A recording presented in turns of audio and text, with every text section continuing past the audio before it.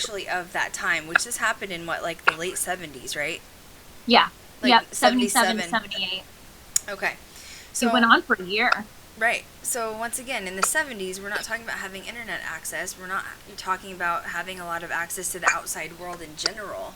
And even obtaining equipment to record things, like they're saying, like demonic possession, levitation, pictures, videos, all that stuff. Mm. Um, you know, it's really hard to fake at that point because it's the 70s. There's not a lot of technological advances, let's be real. So anyway, Hmm. I'm just going to debunk that for now. Now, I'm not saying I'm not open to it being faked, but I'm just going to wipe the idea of it being fake for now. It says, Yeah. "Oh no, stream crashed." Does it happen again? Yeah, it keeps happening. It's going on and off. On Hmm. Facebook, it's actually looping. Like it's looping one small section on Facebook. I'm going to wait It's for doing Blake it. to come in here, and then I'm going to assume that we're going to end the stream and restart the stream again. Okay. But I'm going to wait for Blake's confirmation. Okay, it says we're back up, which I assumed Blake, but I'm wondering if we should end the stream and restart the stream if we're having such bad streaming things happening. Yeah, Facebook is down. It's just looping. Hmm. Wow, that's creepy. So if I have to end the stream, guys, I will just be right back in. I don't know. I don't have a bunch of windows open or anything, so nothing should be affecting it. So that's weird. Yeah, this is strange. I also recently had a person from my past contact me Yep. who is a dark person who's involved with some dark things. So I think I've had a little bit of weird vibes going on since that person came back in. It keeps stopping. Blake, if you're listening, I think that we need to end this stream and restart it and see if we can get like a fresher signal. If you can come in here. Okay. I'm just waiting. I'm waiting for him to come in for confirmation. Yeah, people are saying it keeps stopping. This is weird. Yeah, I've never ever had this happen. What? Because our connection here is fine. Yeah, you and I have. You know what I mean? Yep. Here he comes. Hmm. Huh? I am back up. Okay. He told me to keep going, so let's. Okay. I don't know, guys. I'm sorry. I don't know why the stream's doing this. Okay. Back to the chat. If it keeps up, I'll do a refresh, but we're trying not to do that. Okay. You hear movement? Yeah, I just heard something knock on the wall. It's weird because you stepped away from your microphone earlier. I meant to tell you this, Kat. And I Yeah. heard it sounded like something was pounding on your microphone on the keyboard.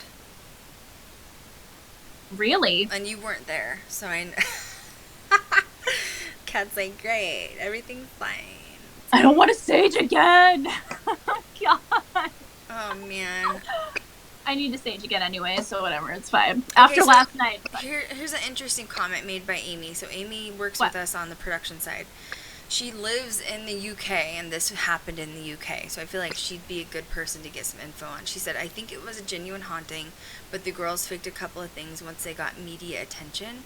I think they were just trying to have fun when it was surrounded by cameras all the time. That could be true. That could be true. But then if there is audio and video evidence out there that exists, how would that have been specifically faked if someone captured a levitation on camera? That would just be the next question I had. Right. Okay, so anyway, keep going, Kat. I'm sorry, I didn't mean to interrupt you. Okay. I forgot where I was at. So basically, we're talking about, Ed and Lorraine eventually come in because this activity seems to get worse and worse.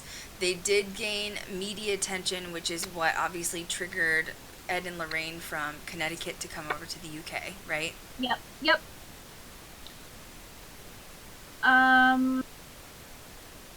Can you hear me? Well, yeah, was there an actual exorcism that took place? Sorry, you went out. It doesn't look like it. And you know what's even weirder is that everything that I've done research on says that the just like stopped one day. Just stopped. Which I find just odd, So. And there's no like reports of there being like a priest involved or like blessing or anything like that. Not that I see. If anything, they were trying to do like tests. They were even doing tests like on sisters because Janet was making like really weird sounds, obviously, because she was possessed, Right. and making, talking in a voice. The demon was calling himself Joe Wilkins, which was That's specific. guy that did die in the house. He did. I can't remember if it was the grandfather or someone in relation to the family. He had a hemorrhage in that house, and I don't know if it was a brain hemorrhage or what, but he died in his chair. His favorite chair in the house. So the demon was categorizing himself as Joe Wilkins. And they like put tape over her mouth to see if like she was faking the voice, or if like something similar muffled would come out. They were doing like all of these weird tests and documentations to see what was going on. So it doesn't really seem like anything was really taken care of. Okay, so Amy Ouija Bop, once again, she's UK. She works with us on our production team. She said the voice and levitation, I think, was real. Mm-hmm. Once again, she lives in the UK, so she would probably know more info because she lives there. So that's crazy. Yeah. But you're right though. Okay, so one, I don't know. From reports I've read, obviously, and I've never seen a levitation myself, but as far as possession goes, I don't know. I feel like possession would have to be something demonic. Absolutely. I don't think it could be just like a person wanting to possess, someone. So right. unless I have heard, and this is just a theory, this isn't, it's just a theory, which is like demons or dark things can be around other energies, and they sort of like swallow that soul or energy, almost like a soul collector. Right, so it does right. make you wonder if there was like some demonic things happening in the house. Did it take on the identity of that person that died, previously in the home? Which is creepy. I know they did. I think there were like some psychiatrists too that did test sisters to make sure that they were like sane mentally. Oh, really? And they were cleared. Well, that's good. So there's concrete evidence. I don't know. Like I don't really see how that would be fake, unless they were, maybe once they were better or something, they overstressed things. Only thing about I'm skeptical of why it ended just sporadically one day.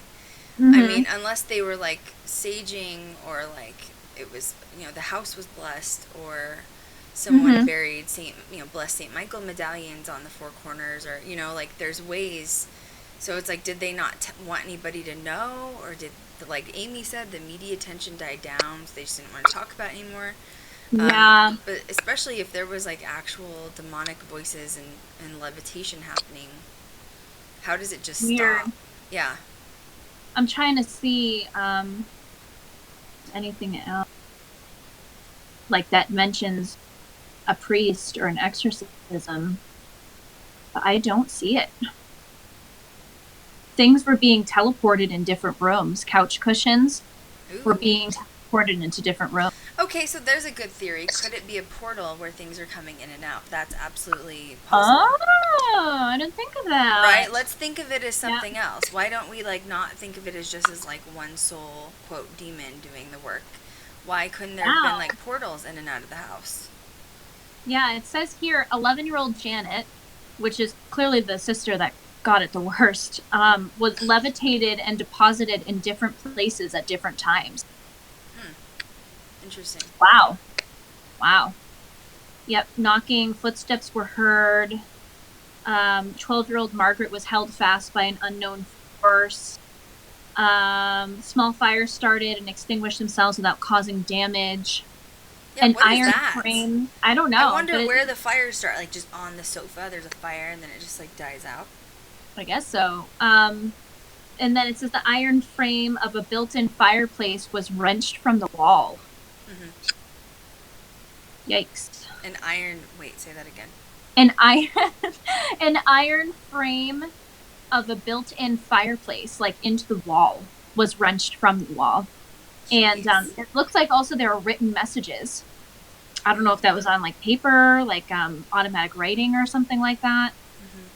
Or if it was like stuff on the wall. Weird though. Very, very strange.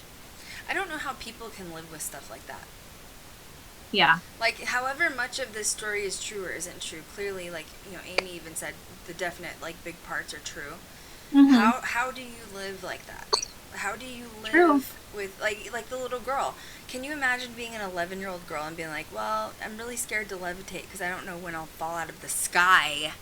Yeah, clearly. That's I so mean, sad. talk about kids already have like Wow. imaginations and nightmares. You don't want to add like an extra, stressor on Mm-hmm. their plate. So yeah. She said, Janet specifically said, quote, "The levitation was scary because you didn't know where you were going to land. I remember a curtain being wound around my neck. I was screaming. I thought I was going to die." Oh my god. Yep. I mean, a little kid, how would they, that part, I don't know if you could make up. Like, I mean, Yeah. unless you're a dark, dark child and you're thinking about death, but I feel like generally speaking, kids don't, think Talk about about how that. to die or, what could kill them. So Absolutely. that feels dark to Absolutely. me. Gosh. Wow. So Ed and So Lorraine went sad. in. Do you know what happened after they went in? Let me look. I think I actually tabbed it. So I do have like some of your notes here. I'm just scanning Okay. through them, saying that like Mm. there are like claims that it could be fake or whatever else. I'm reading some of the comments right now that maybe that people thought that the Amityville horror had gotten so much attention that they thought they had faked it. I guess I would just be interested in seeing some of the evidence behind it. Like if Mm-hmm. there is video recordings or audio recordings, I would be interested in. Then I feel like I could make a better determination. Because I Yeah, don't know. they're Have out you there. have you ever listened to like actual demonic possession, like vocals, like from people? Yep. Yep. I mean, if I you have. really listen to them, and like even like for me being like a post production audio editor, putting it into an audio software, some of those dual vocals that you hear with possession, I don't know how you would make up, especially if it was in the 70s or whatever. And I feel Mm-hmm. like even analyzing it from, a production aspect of looking at the audio waveform, you can see in an audio edit if it's been like altered. You know what I'm saying? Right. And I Right. feel like some of this stuff Mm. is so old you wouldn't be able to alter it. Right. No, it's very strange, and one of the one of the written documentations for the Enfield Poltergeist Enfield haunting, one of the guys writes down that the daughter Janet had a really lovely like soprano toned voice, so like very high pitched sound, and when she was possessed or talking to them through a possession, she almost turned into like a bass, which is like really really low, which is, you think about it though, from like a singer standpoint, that's like impossible Mm-hmm. unless it was something else taking influence over somebody, Well, you know? even looking at it as a child, all children go through puberty at some point, 13, 14 years old. Mm-hmm. If you're And an I guess, 11-year-old girl, you're going to have a very high-pitched voice just as a natural thing. yep, absolutely. And I guess that after everything ended, she had an extremely hoarse voice for about 3 to 4 weeks. Oh man, can you imagine So, the damage for that long? so bad, so bad. Ugh, so bad. I'm just looking through some of the other comments here. Apparently, Ouija Bop said there was a TV drama last year in the UK called The Enfield Haunting, and that it's worth a watch. That's cool. I'll have to check it out. Really? Mm-hmm. Check into it. Have to check that out for sure. Apparently there's some white noise going on through our feed. It's not, it shouldn't be. Really? Yeah, I don't know what that was about earlier when, like, our feed kept going out. It was really strange. Yeah, it's weird. Let's know. see here. Let me look. Looking at notes here, guys. Sorry. It's fine, I'm looking at comments here. If the house is haunted and it gets knocked down, is that spot haunted? Yeah, it's usually attached to the land, not just a home. So, that's what, like, Zach got crap for knocking down the demon house, but, I don't blame him for doing that. I think I also think that one producer could have gone there and tried to, like, break in and maybe do some sort of a, Oh, yeah. or, I mean, people in general, they say that to this day in Illinois, isn't it Illinois, or is it Indiana? Gary, Indiana. That there are still people going to that lot of land and doing, like, sacrificial weird stuff. So, I mean, Stupid. but why would he want to leave the house up that he owns? Someone sets it on fire and then he's responsible for it. I mean, he kind of had no choice. He doesn't live there, So I don't like that people give him crap for it. That was a liability issue if he wouldn't have gotten rid of it. But No yeah, I kidding. assume that the land is still probably very haunted. Yeah, absolutely. Mm-hmm. It's interesting because we've done like research, particularly when I was at the Stanley Hotel a few times, and they had done some EVP sessions with a ghost that's particularly strong that's in the concert hall. Her name is Lucy. And Lucy died in the 70s. She froze to death in downtown Estes Park, Colorado. But Lucy had been breaking into the Stanley Hotel concert hall trying to live there. She was like a runaway homeless teen. She ended up freezing to death when she was 19. Long story short, she came back, her spirit came back to the concert hall when she was died. And when we've done EVP sessions, the questions came up like, how do you see the Stanley Hotel? How do you see the way things look? Meaning, is it in modern day era? At the time, it would have been like, 2013, 14-ish? And her response was she saw things in the time era that she died. So when she returned to the Stanley, it was still like very avocado green, like the 70s, the orange tangerine. Yeah. So it's interesting. So it makes you wonder, when these energies die or whenever it's a part of it at that time, they're still seeing it at the time that they died in. It's almost like time stands still and sort of like a timestamp or something. I'm not sure. Yeah, I feel that way. I agree with that from the attachment that I still have from Salem, who I call Salem. She came in here thinking it was still 1692 and, but after some ground rules were set, fine. But I agree with that entirely. Yeah, I absolutely agree. Yep. I think so too. Totally. And we've even experienced that with locations that we've been in. Yep. Oh God, yeah. Kat and I had, ghosts lining up to talk to us one night. Yeah, it was great. I mean, like, we didn't need to sleep or anything, of course. It sounded, I'll just never forget that, because it literally sounded like a busy area. It sounded like we were in a freaking cafeteria. And it's just Kat and I were sharing a room. Kat and I are sharing a room, trying to just, mind our own business and sleep. And there's like, you can literally hear footsteps. I mean, a bunch of people. And then it'd clear out, and then here they'd come again, and it'd clear out. And like, everybody, I just want you to know, I could really use like 5 minutes of sleep. But that's about all they'd give us. So anyway, I believe that it's always the land that's haunted. And I also believe the reason I think it's the land is that whatever they are seeing on their realm is the way it was when they died. So meaning that even if the Stanley Hotel was torn down tomorrow, God forbid that happens because it's amazing, the concert hall, I think Lucy would still be there, and I think that she would still see it as it was standing in the 70s. That's honestly how I feel.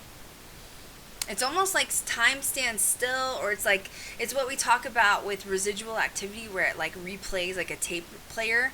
But I feel like you can almost take that in an extreme, sense of, even with intelligent contact, it's still like a timestamp and like a tape player, meaning whatever they're seeing and whatever happened at that moment is still happening around them, which is what's keeping them at home. It's like Lucy, once again, going back to her, we'd ask, like, why don't you want to cross over? Like, don't you want to, like, see your family that's probably on the other side?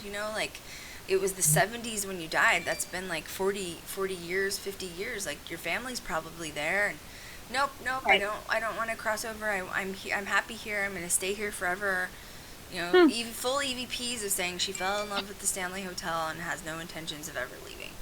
So you're just kind of like, okay, well, that's that. So that's probably how every energy feels that's ever haunted anything their entire life, Right. Absolutely. Wow.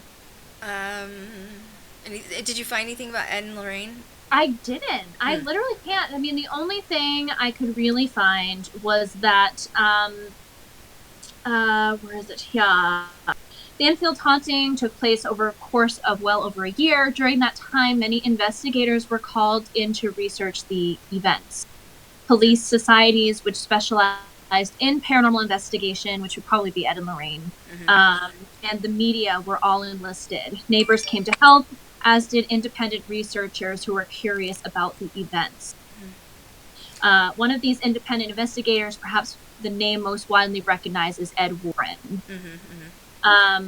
They have a lot of books out. I wonder if any of their books specifically were written on this, and if there's anything on it. I'd have to look into that, and maybe we'll do Well, I'm looking in there. I'm actually literally on Amazon right now looking at their books. Like, are oh any of really? these called The Conjuring? But they're not. I do have a couple of their books, but I've never actually read them. Mm. Now it says in here, so the Hodgson family was the family that was being possessed, the kids that were being possessed. It says it's been noted by those close to Janet Hodgson, who was one of the younger sisters, and the rest of the Hodgson's family, that Ed Warren and his wife may not have had as much involvement in the case as the media suggests. But this husband and wife team was quite involved in paranormal investigation nonetheless. And we would not remiss not to provide information about the couple. So I think that they were there, but I really can't find anything extensive on it unless they were just called to witness what was going on. Sense, because they owned, or they own the New England Society for Psychic Research. Is that what it is? That's still open, I believe. That's what they were recruiting for after Lorraine died.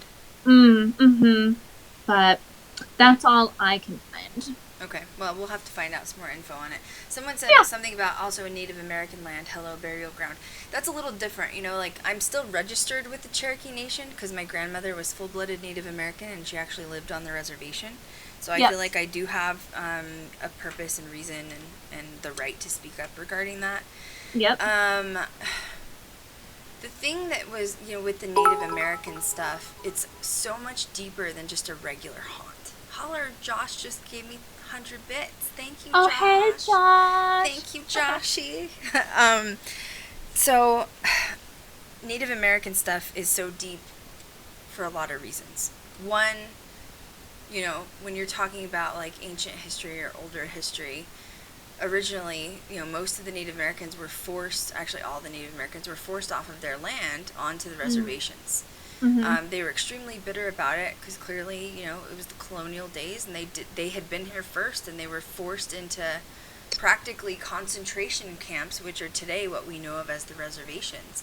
And then they were given no access to, like, healthcare and schooling and everything else unless they kind of had to conform to, quote, what my grandmother would call the white man. Meaning they had to learn how to speak English, like the Navajos had to give up their language, and the Cherokee Nation had to give up Cherokee, and it was really traumatic for them, but they were also extremely spiritual people. Like, I really feel like that's where I get my spiritualism from, and my belief system from is my grandmother. You know, like, back then, they had shamans. They don't deal with actual, or medicine men, you know? They don't have, like, doctors, per se. They live off of the land, and they believe in natural remedies, and that's how they've cured their people for hundreds of years, so why would they change? And, you know, going into shamanism, medicine men, and even spiritualism with Native Americans, you could say that they would dabble with magic, meaning they would put Native American curses on land, and in my opinion, they worked. And the reason that they worked was because they'd been forced off their land so many times and moved around. They thought, well, if we're going to be forced off of our land again and have to move the entire tribe, possibly hundreds or thousands of people, and then on the way to moving, we're going to lose our people, they're going to die, then whoever's going to take this land over, we're going to curse it so that, you know, they can feel the pain that ultimately we've felt. So is it an eye for an eye? I don't know. Spiritualism, definitely. But, you know, we've been to a location, the girls and I, where it was very much possibly cursed by Native American land. And you could feel it. Couldn't you feel it, Kat? The energy was surreal. Native American spiritualism or curses is 400 times different than any other haunt. And I honestly thank God that I am Native American. I'm extremely proud of my heritage. I tote it all the time. My grandmother was hardcore for being able to escape, you know, the life of, you know, living very poorly. She was like one of 8 children, and she tried to get out, and she did. She got off the reservation. And so I try to make her proud every single day because I know what she had to sacrifice for me to be here. But, you know, thank God I'm Native American because when I do go to these locations that are really haunted, spiritualism, curses, I don't feel the hate towards me. but I have had other people that step on the land. In particular, when Blake has gone with me to locations, he is a soldier, right? He literally served America. He's he's an army veteran, and I feel like oftentimes when we go to locations with Native American spiritualism, they do not like him. And that's because of his veteran status, army status, because most of the time when they were forced off the land, it was, the colonial army coming through to do it. It was the soldiers doing it. So it's an interesting kind of different perspectives you get when you take my entire crew to a location. But Kat and Chanel walked around with me recently to a very haunted, hundreds of years old Native American graveyard. We walked the entire graveyard. And it's fucking emotional. I mean, sorry, I just dropped an F-bomb, but isn't it? I mean, it is, isn't it? So. It's deep. Like, it is deep. Like, you feel their core of, like, they died. They sacrificed themselves to protect the clan and the tribe. And the particular one that we went to was they had been at war, and they died. They sacrificed themselves. And so you feel it to your bone, literally. Yep. And I was even more upset because oftentimes, especially old graveyards like that, they are not, maintained well. And I find that extremely disrespectful to, the Native Americans that are buried there. And Kat even said, you were like, it's horrible. They didn't even, it's been defaced practically. Right. And then you wonder what happens in the town, why the town has failed at, becoming a populated area, or if they've tried to be a mining town or something, they wonder why it's failed. And my gut is that it goes back to spiritualism and definitely a curse of the Indians felt like they were being forced off land again, so they're going to make it so that town never thrives. And honestly, it's accurate. I mean, isn't it? We've seen it too many times. Yep. It works. Yep. It does work. And you just know, like, when you cross into that zone or that area, it's almost like this barrier of energy. And it's very unique experience. But I think it's a really good reminder. It's there for a reason. It's a reminder to remember where this land came from, and resided there first. And, if anyone does go on to any tribal lands, the very first thing you need to say is, I respect you and, your tribe, and I'm so sorry for the sacrifices you made. Please allow me and my team to come on to experience your energy.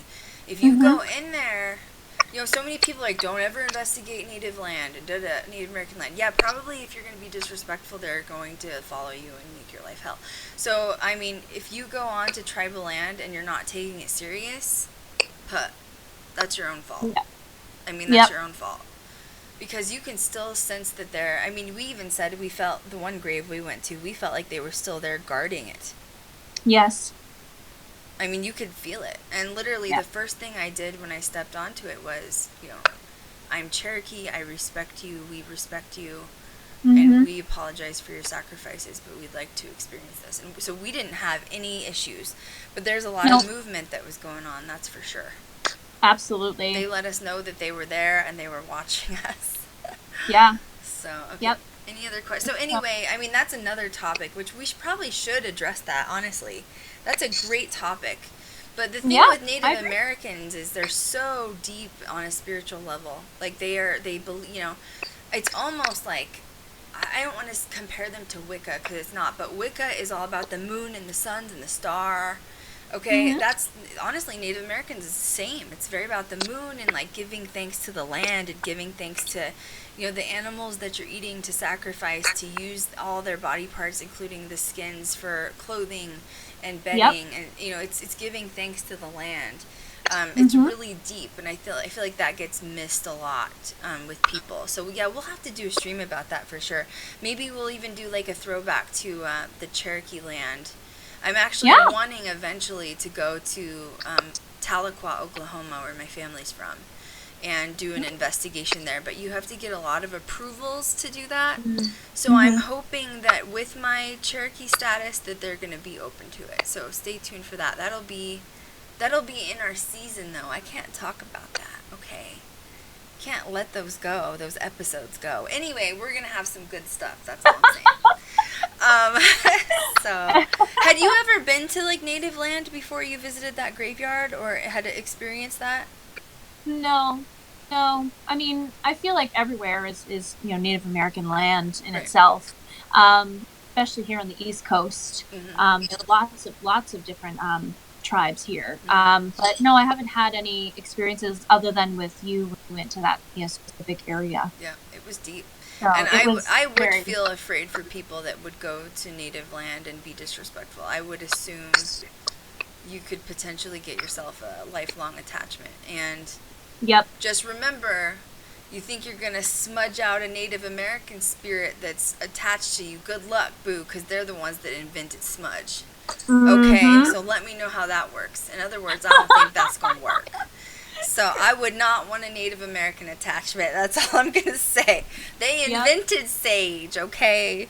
They may have even smoked sage. Who knows, okay? But just I smoked sage. don't be Oh my disrespectful. God. The sage joint. God. Sage I feel like we all need that in our lives as investigators. In all seriousness, when I'm having like a hard day and like I feel, I will put a little bit of like sage in my tea. I'm serious. Oh. Yeah. Do you Wow. think I was gonna say I smoke sage? You looked like you Look, thought I you was know gonna what? say that. I don't judge. I don't judge. And No. if you said it, I'd be like, I'm gonna try it. No, I don't smoke sage, but I have been known to put a little bit in the tea. You know what I'm saying? Sometimes Okay. you need to. Don't No, overdo Red. it though. It could be a little No, pungent. I'm dead. God. I am so dead. Don't smoke sage. And if anybody does it out there, I don't know what the after effects are, okay? But do not come back to my channel Let me saying... know how. DM me. If you do, let me know. Okay. If you know, DM me, Kat. I'm DM dead. me. Oh my god, I'm dead. Okay, let's see. I'm just reading this.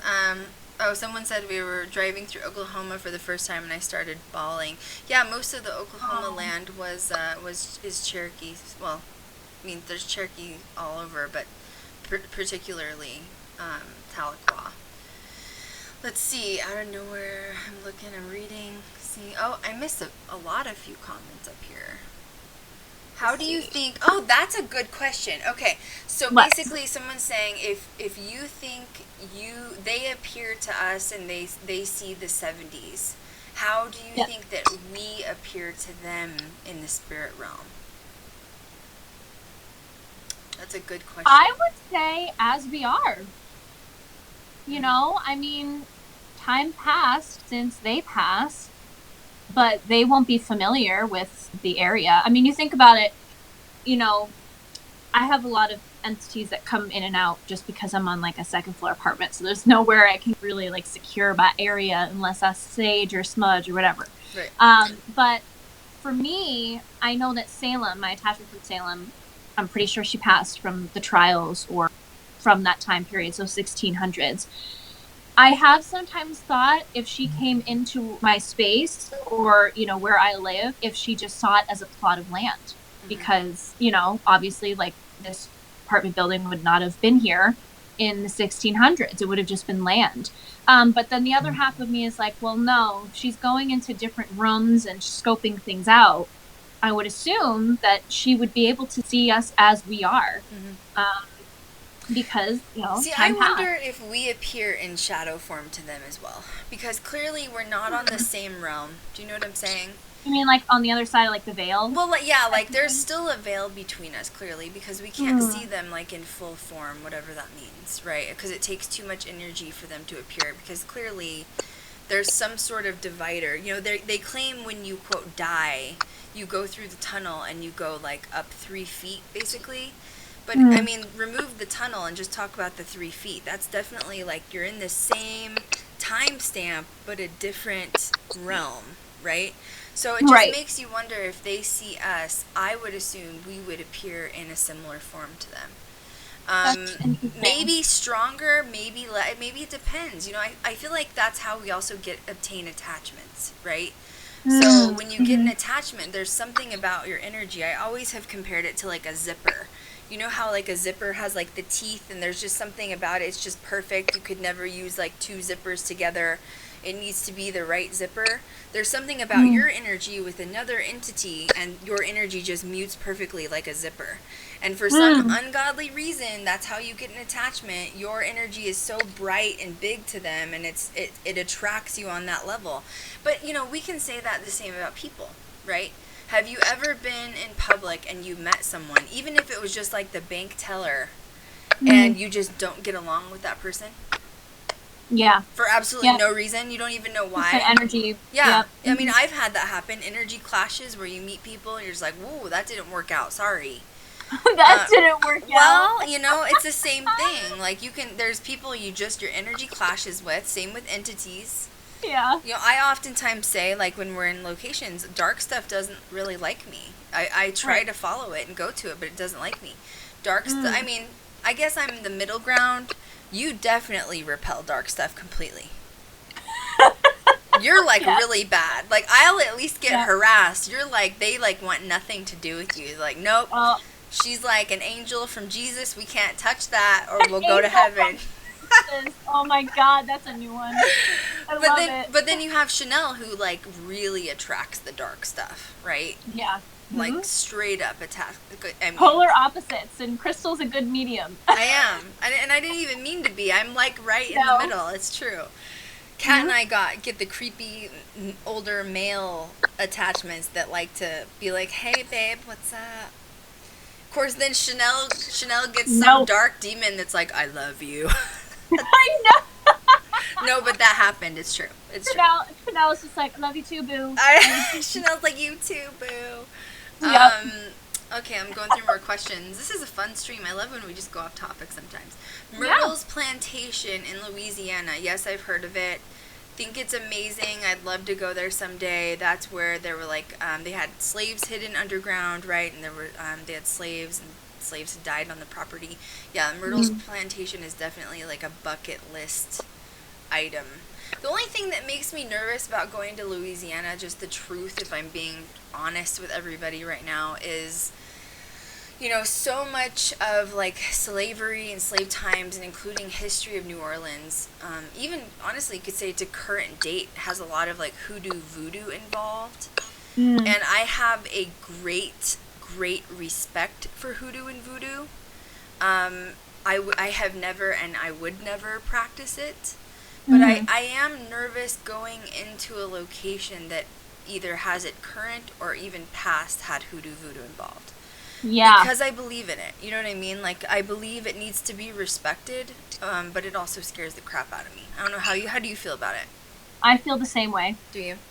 Yeah, I have respect for it, but at the same time, like, I just feel like it can be really deceiving. And I think that's what makes me wary about it, because I know people that are into that practice it, and that's fine, but like we don't have close friendships or relationships because I can't really trust everything that they say. I mean, that's just based off of like my personal dealings with someone that practices it. So I knew one person that practiced, I think it was voodoo, and they tried to get, first of all, I'm not a big magic person anyways, but they tried to get me to practice it, and I wasn't interested anyway. But it's true, sometimes with that practice of hoodoo voodoo, they almost make it sound, sometimes, in my opinion, maybe it was just this person, that if you practice it or do a spell or whatever, that it's actually good for you and it will help you. Yep, they make it seem more light when it's definitely darker. Yeah, I mean, that's how I felt about it too, because I was like, okay, it's like for your health or this, but it's almost, once again, you're going back to the yin yang thing, which is like the balance.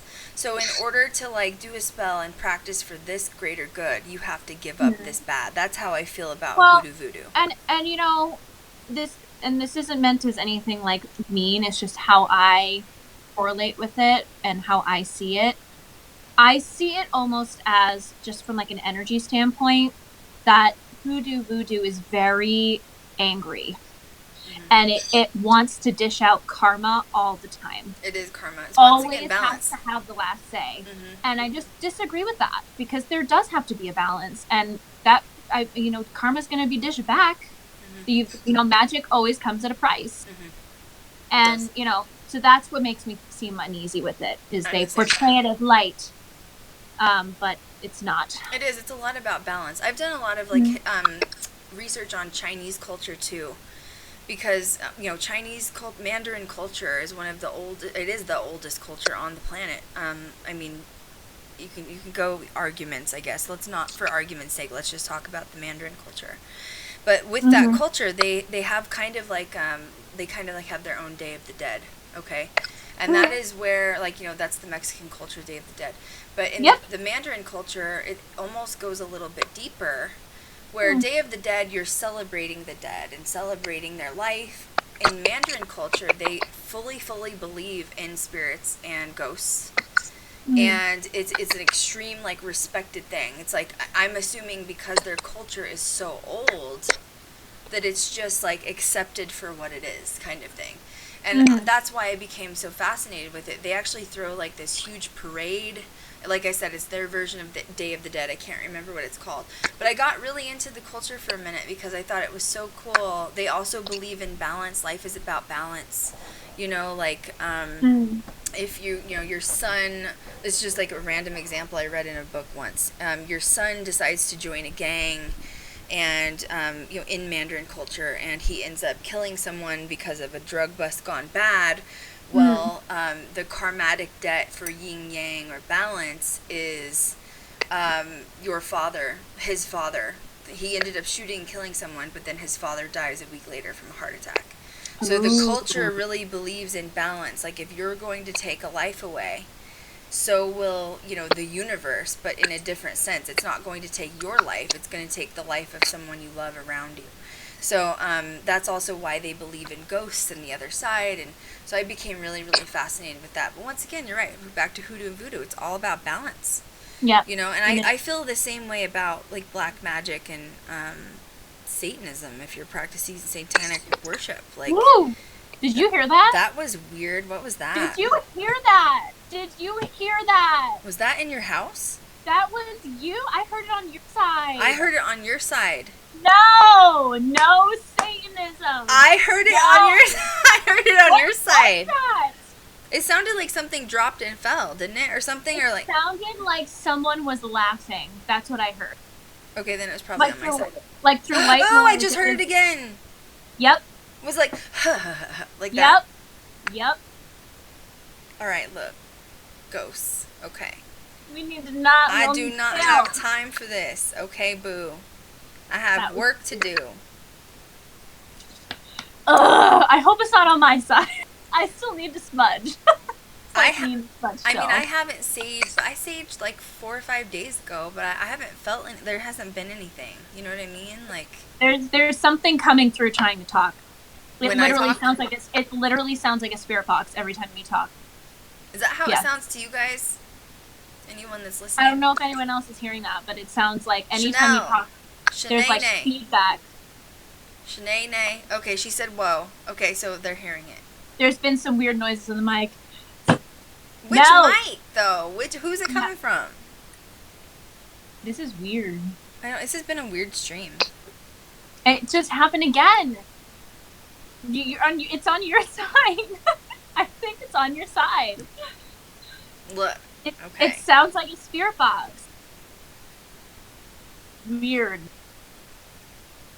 I will smudge your ass out. Okay, that's all I'm saying. I will sage your ass out. I will. I had a sage candle lit that just went out.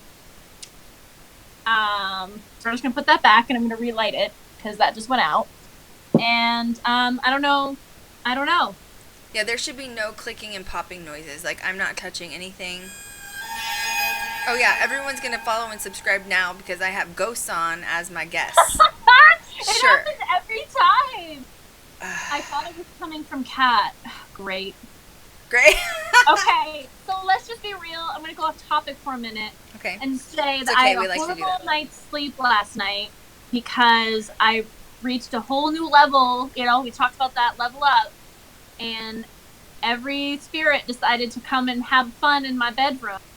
And they were all trying to communicate with me, and my ears were like going nutso with my clairaudience. It was like popping sound, buzzing sound. And then I had a shadow figure bent at like 90 degrees hanging over my bed. And ain't nobody a fan of that, and I still need to sage. So if there's anything weird going on, it's probably on my end. Let's be real. I'm just closing my water bottle at the moment. I don't know. So, I mean, I'm going to be truthful. I've been editing post-production. I do smudge my house like once a week, because if I don't, I feel like just, the things think that it can come in. I haven't gone anywhere haunted, like, for a minute. There's a male voice coming through. Yes! Great. It's probably on my side. Can we, like, wait a minute, guys? Can we just wait? I need to smudge you out. Wait.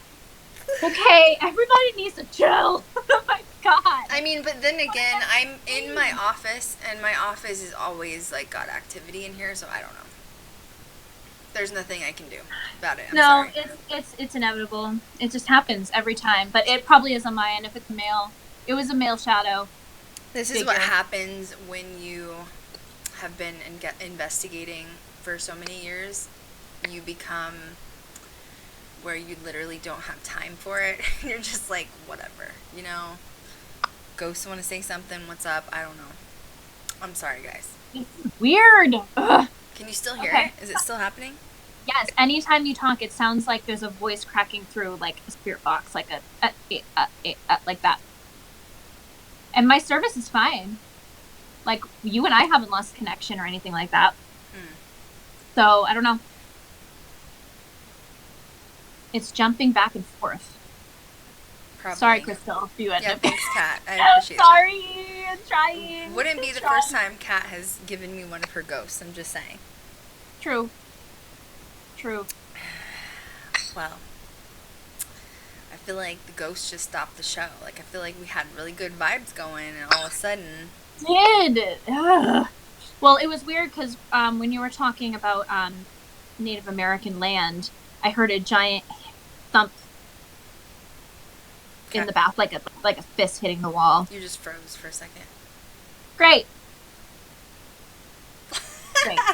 You just froze for a second, but it's fine. Everything's fine. It's totally fine. I'm zen. Okay. Zen.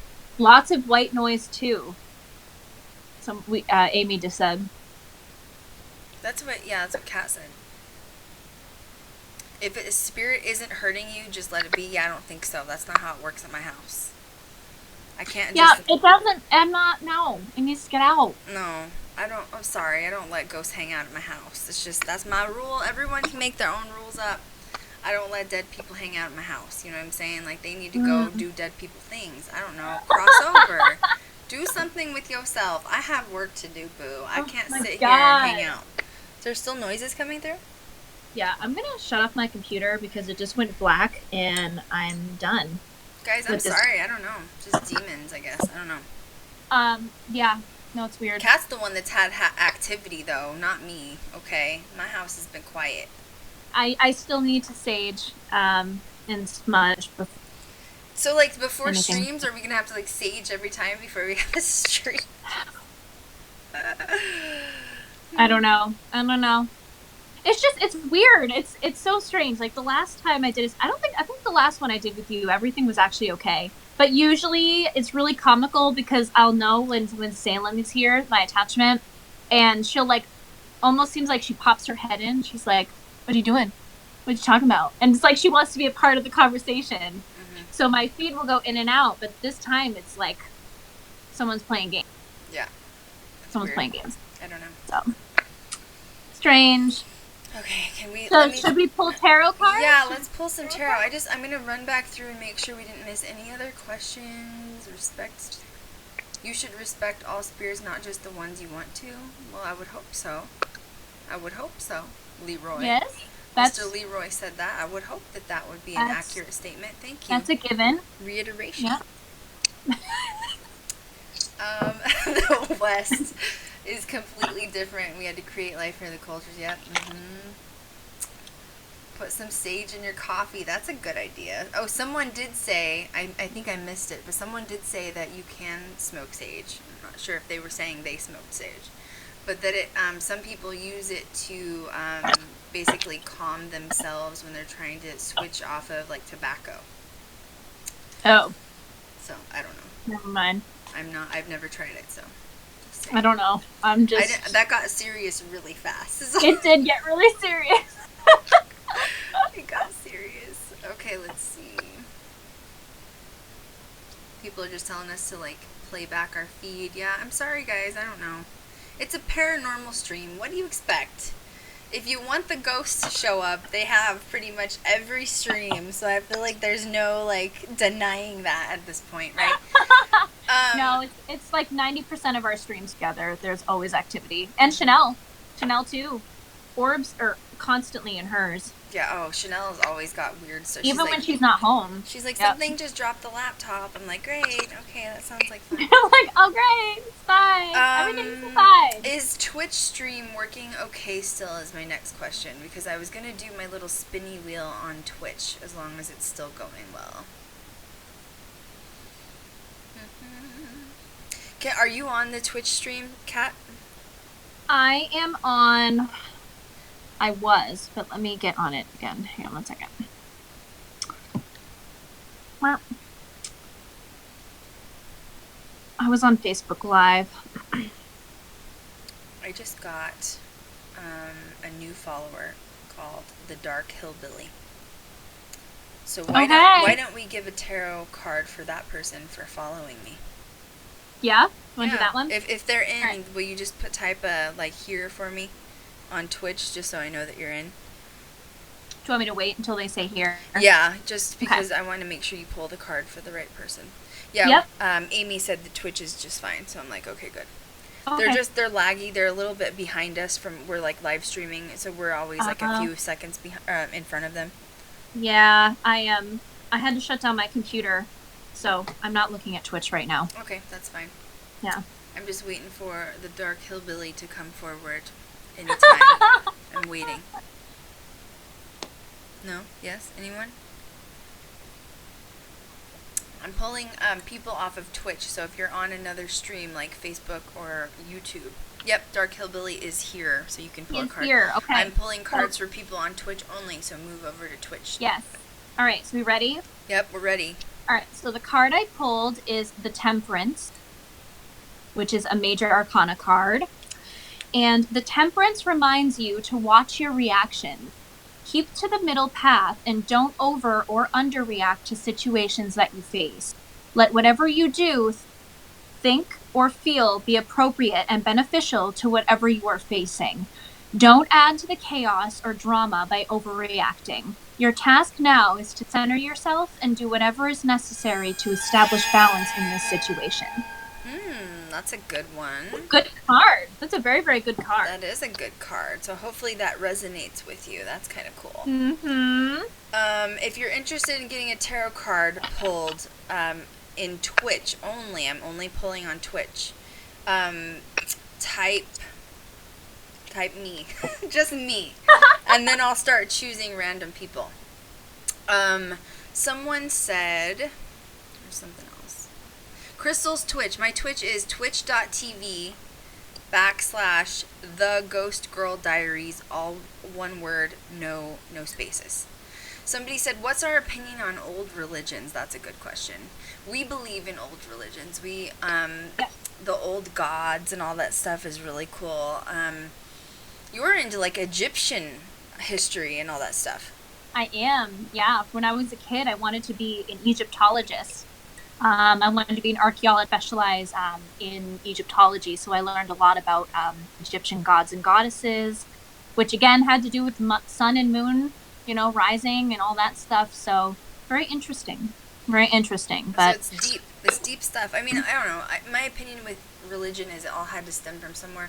I'm not the big. I mean, I know there's so many different religions, but I feel like it's always cultural based, and I feel like. That's why I have such a hard time personally following, like, organized religion, like, one in particular. And that's because I like to take beliefs from like all different things that I like or believe in, and then kind of apply those to my life. Absolutely. Why not? Like, you were actually raised like hardcore Catholic. I was, yep, hardcore Catholic. I mean, I still, consider myself a Christian, but I also practice with green magic. And I love the crystal healing aspect of things. I read tarot. It's not so much from like the church aspect of it. You can still have faith and believe in something no matter what it is. Right. It's all positive. I was brought up Lutheran. I was actually baptized in the Lutheran church. It's a little bit, little more hardcore than Christian. Don't follow the beliefs still. And then obviously my grandmother's spiritual side from the Native American side, which I feel like that's what I really adopted was more than anything. But, I could never practice Catholicism. But I do like, St. Michael and the archangels and stuff like that, which is also part of... So you just have to take some of the stuff you like. But, yeah, the Egyptian gods and goddesses, I still have a brand on my ass, if anyone's wondering. And if you're not familiar with that stream, well, girl, you need to get caught up. Because I was branded by a ghost, okay? A number 4, I don't know why. At the time, though, it did have an ancient god symbol. So anyway, that was kind of what triggered my learning about it, honestly, with some of the ancient religions and gods and goddesses. Sometimes that stuff though can get deeper than just Earth. Does that make sense? So it's not just Earth religions and culture, but it gets into universal gods, ancient gods and goddesses, the creators of the universe and the planets, and which is kind of cool. I don't know, I just like learning. So okay, there's people that have said me. Okay, let's pull a card for Erica. She's been a hardcore fan for a minute. Okay. Erica, this is your card. I'll get to you guys, don't worry. All right. Anybody that says me will pull one for you. Don't panic, all right, but I did pull the death card. Uh-oh. All right. This is the death card. The answer you find in the garden of the fairy of death is that of acceptance and hope. It is a time to accept the passing of something from your life. Pain, sadness, and a sense of loss are part of this experience. Find strength and hope from the knowledge that something else will arrive in your life to ease the pain and sadness and fill the empty space. I love that card. I love this card mainly because, it's seen in a really negative connotation as death, right? It's very final, But in tarot, the way that it resonates with me is that you're letting go of something in your life that no longer holds positivity in it. So that could be friendship.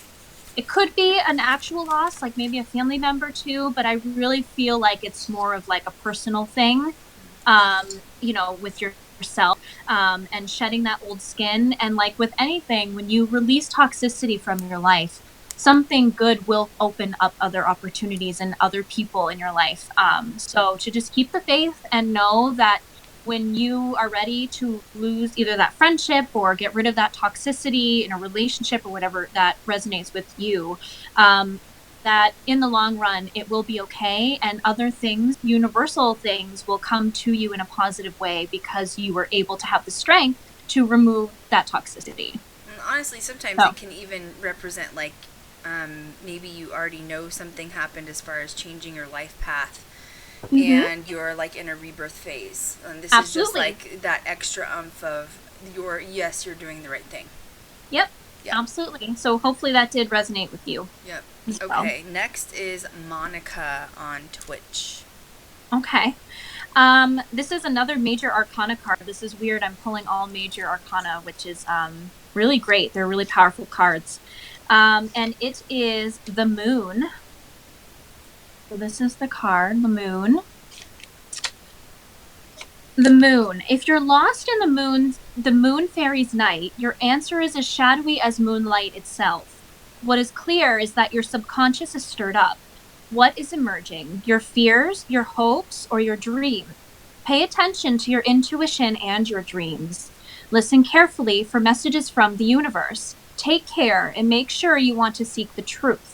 In this situation, you are in danger of seeing what you want to see or hearing what you want to hear.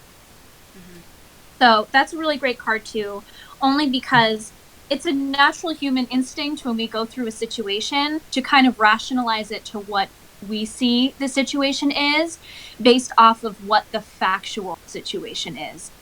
So this is a really good reminder just from the universe to be able to look back on maybe some decisions that were made or maybe a current situation you're dealing with now, and to really just be honest with yourself about it. And through that, you'll find the clarity and the answers that you seek.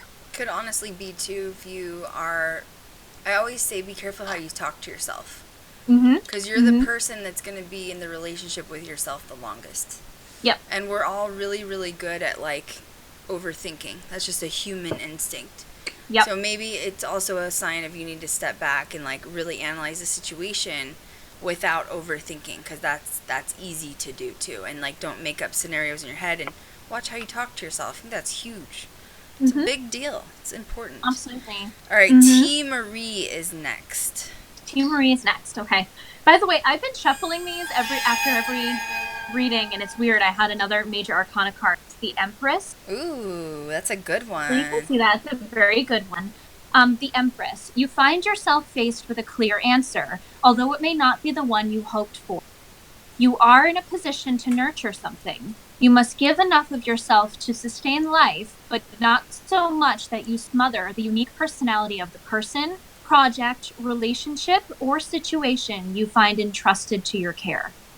It's a great card, and it essentially is just expressing that you make sure you find a balance in it. You know, you can't give so much of yourself that you lose yourself in the process. So to just make sure that you reground yourself through whatever the situation is or the question that you have, and to regain that self-empowerment as the Empress does and is. And with that balance will also come clarity in the answer that you seek. And remember, nurturing yourself is important too. I feel like people Self-love. forget to do that. Yep. You know, a lot of people are always like, oh, you know, I'm giving to my family and I take care of my family and I'm taking care of my spouse and blah, blah, blah, and my kids. And then at the end of the day, they become depleted. And it's like, yeah, because you didn't take care of yourself. You can't, A, pour from an empty cup, and B, you have to make sure your health is good. And I don't mean just physical health. I mean mental health is more important, in my opinion. And if your mental health isn't in a good place and you're not nurturing yourself, there is no way you can help anyone around you. So stop thinking of it as being selfish and think of it as being like, I have to prioritize myself first because I can't give to anyone else if I don't. It's important. It is. Okay, Kelsey Lynn is next. Kelsey Lynn. Okay. All right, so I pulled the Five of Swords card here. The Five of Swords. Sometimes the only way to figure out what to do about something is to go over it thoroughly, considering every angle and aspect. You may do this on your own with others. It has been said that the only way to get the right answer is to ask the right question. If you ask enough questions in relation to your problem, you will eventually find the right answer. The way that I resonate with that card is be specific when you talk to the universe about things, you know, just like anything. Krystal talks about all the time. We all talk about all the time. When you're specific about your needs and your wants or your situations, the universe will deliver. But you have to be extremely specific when asking those questions, because if you're really basic with asking it, you could manifest something really quickly but not be ready for it. So to just make sure that you're really clear while, you know, through meditation or maybe even journaling, making sure that you're manifesting the things that you need in time. Please just be specific. Yeah, I know that sounds crazy, but be specific. And I say that because, you know, I've shared on YouTube for years, like, you know, I think there was even one video a few years ago that I shared my contracts of all of the shows that I had been signed to, right? And what I had done was I put out in the universe is, I just want my show. I want a show. I just want my show. But I wasn't being specific, saying I wanted creative control. I wanted to be the EP on it. I wanted it to be non-scripted. I wanted it to be raw and authentic. I wasn't specific. So what happened was I just kept getting show after show, which the universe was like, you said you wanted a show. I'm giving you the show. And I'm like, but it's not the right one. And it's like, well, then, girl, be specific. And so that's huge. Please, if you're putting things in the universe that you want, have a gratitude journal, have a journal, write down, literally make a journal to the universe every day or every other day, whenever you have time to write in it. Dear universe, I would like to manifest this. And I mean dot specifically, because if you're not being specific, Kat has been slapped a few times already, okay? She wasn't specific, okay? It's a lesson I'm still learning. And she called me, she's like, I wasn't specific and it's my fault. And I was like, see? You gotta be specific. Because honestly, if you ask for it in the universe, I'm not kidding, things will start the universe will move mountains out of your way to get what you need or want. But you better be specific, because when it happens, you're gonna be like, oops, I was not specific. And that includes timelines, guys. That includes timelines. Like, if you want to move, or you want to do this, or you want to write a book, you need to put, like, okay, by May of 2020. If you don't put a date on there, it's going to slap you soon, and you're not going to realize it, and you're going to be in trouble, okay? Seriously. So anyway, okay, next person, Honest Dove, also said me. Anyone that wants a reading can say me. Okay. Honest Dove. The card I pulled is the Hermit. What it looks like. The Hermit wants you to collect everything you think you know and spend some time alone with it. Compare it to the wisdom in your heart and to your current experiences. It is a challenge to hold on to what you believe while knowing what your understanding will constantly change. Release what doesn't work, keep what does, and continually recreate your own belief system. I love this card mainly because it really resonates with me personally as well, having a million things going on at the same time. The energy I'm feeling from this card is that you might be feeling a little bit overwhelmed with things going on. It could be work related. I'm not too sure why I'm feeling that way. Or maybe even, obligations to your friends and like feeling the need to say yes to everything. I have that same issue. But to really reconnect and really figure out the things that you like to do and writing that down and making sure that you're realistic about the things that, you say yes to and you agree to go and do, and to organize yourself a little bit. So the Hermit card is just really great. And I mean, it really symbolizes too. I mean, even the caricature itself, he's literally hermiting himself. And it could be through anxiety, it could even be through depression, or maybe you're just feeling stuck or in that moment. So just take the time for you to be able to jot down the things that inspire you and move you in your life, and maybe start setting up some boundaries where it's okay to say no to things. Yeah, that's a hard lesson to learn. It is really hard. Everybody has to learn that lesson, because and that goes back to like self-love again, because you're not taking care of your mental health because you're giving and giving and giving. Whether it's work related, if you feel like if you keep doing everything your boss asks you to do, but yet you're depleted, you don't have time to do your projects.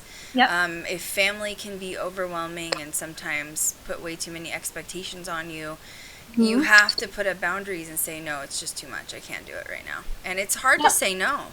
It is. You think that you're hurting people's feelings, but what you're actually doing is protecting your own energy.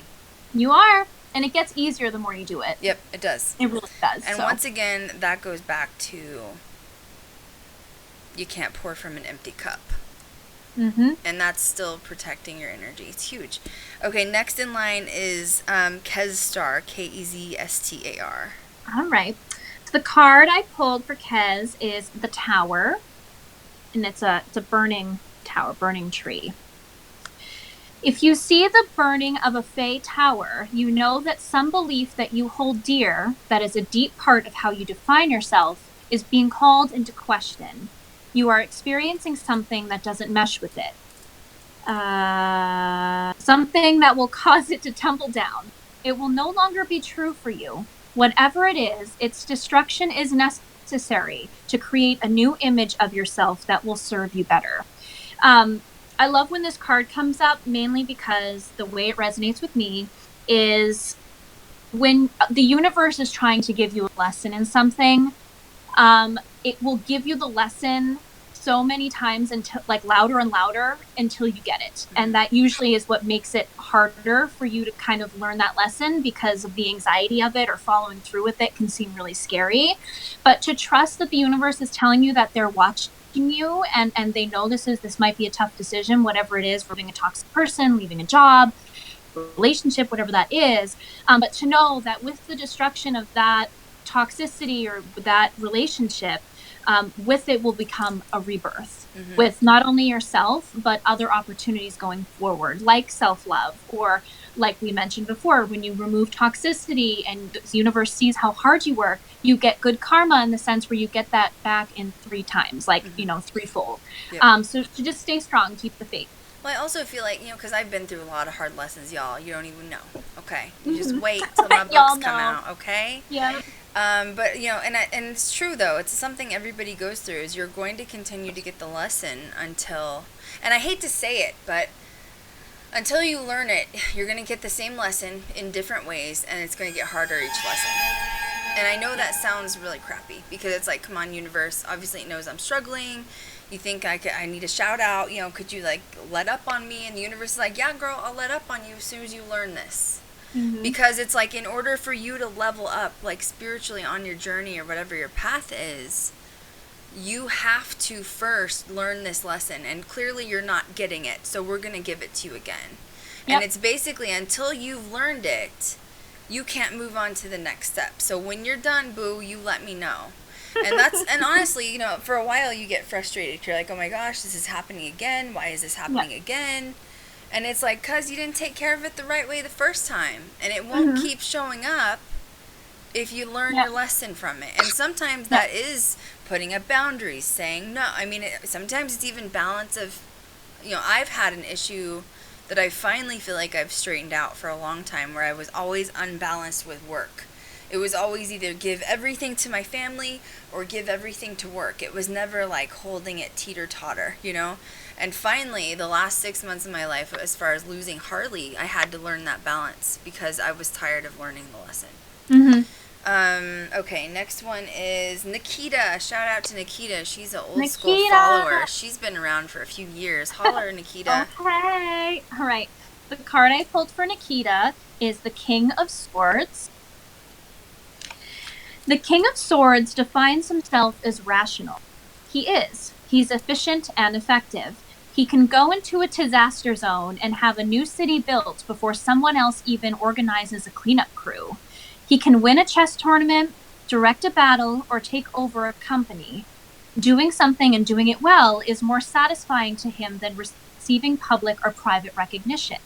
While his intellectual needs are huge, his emotional needs appear to be minimal. Or are they? So I love cards that ask the person wanting a reading a question, because that connotates to you looking within yourself to really see if you're taking care of yourself in an efficient way. That, wanting to be efficient and effective is great. Going out there and helping people is great. Having a strong personality is great. This card could resonate with you as a person, or maybe someone else in life, but more than most, it usually resonates with you as an individual. But to make sure that you look back at yourself and your needs, and make sure that your emotions are also being taken care of as well. It's again all about balance. It's all also with that. I'm sorry I keep piping in, because I feel like I've had a lot of lessons, girl, in my little life. Okay, I've had a lot of lessons. With that too, I feel like as humans, we're really, really freaking good at counting our failures. Yeah. I think that we're better at counting our failures than we are our victories. And I don't know if that's a cultural issue. I don't know if that's a society issue of what society's taught us.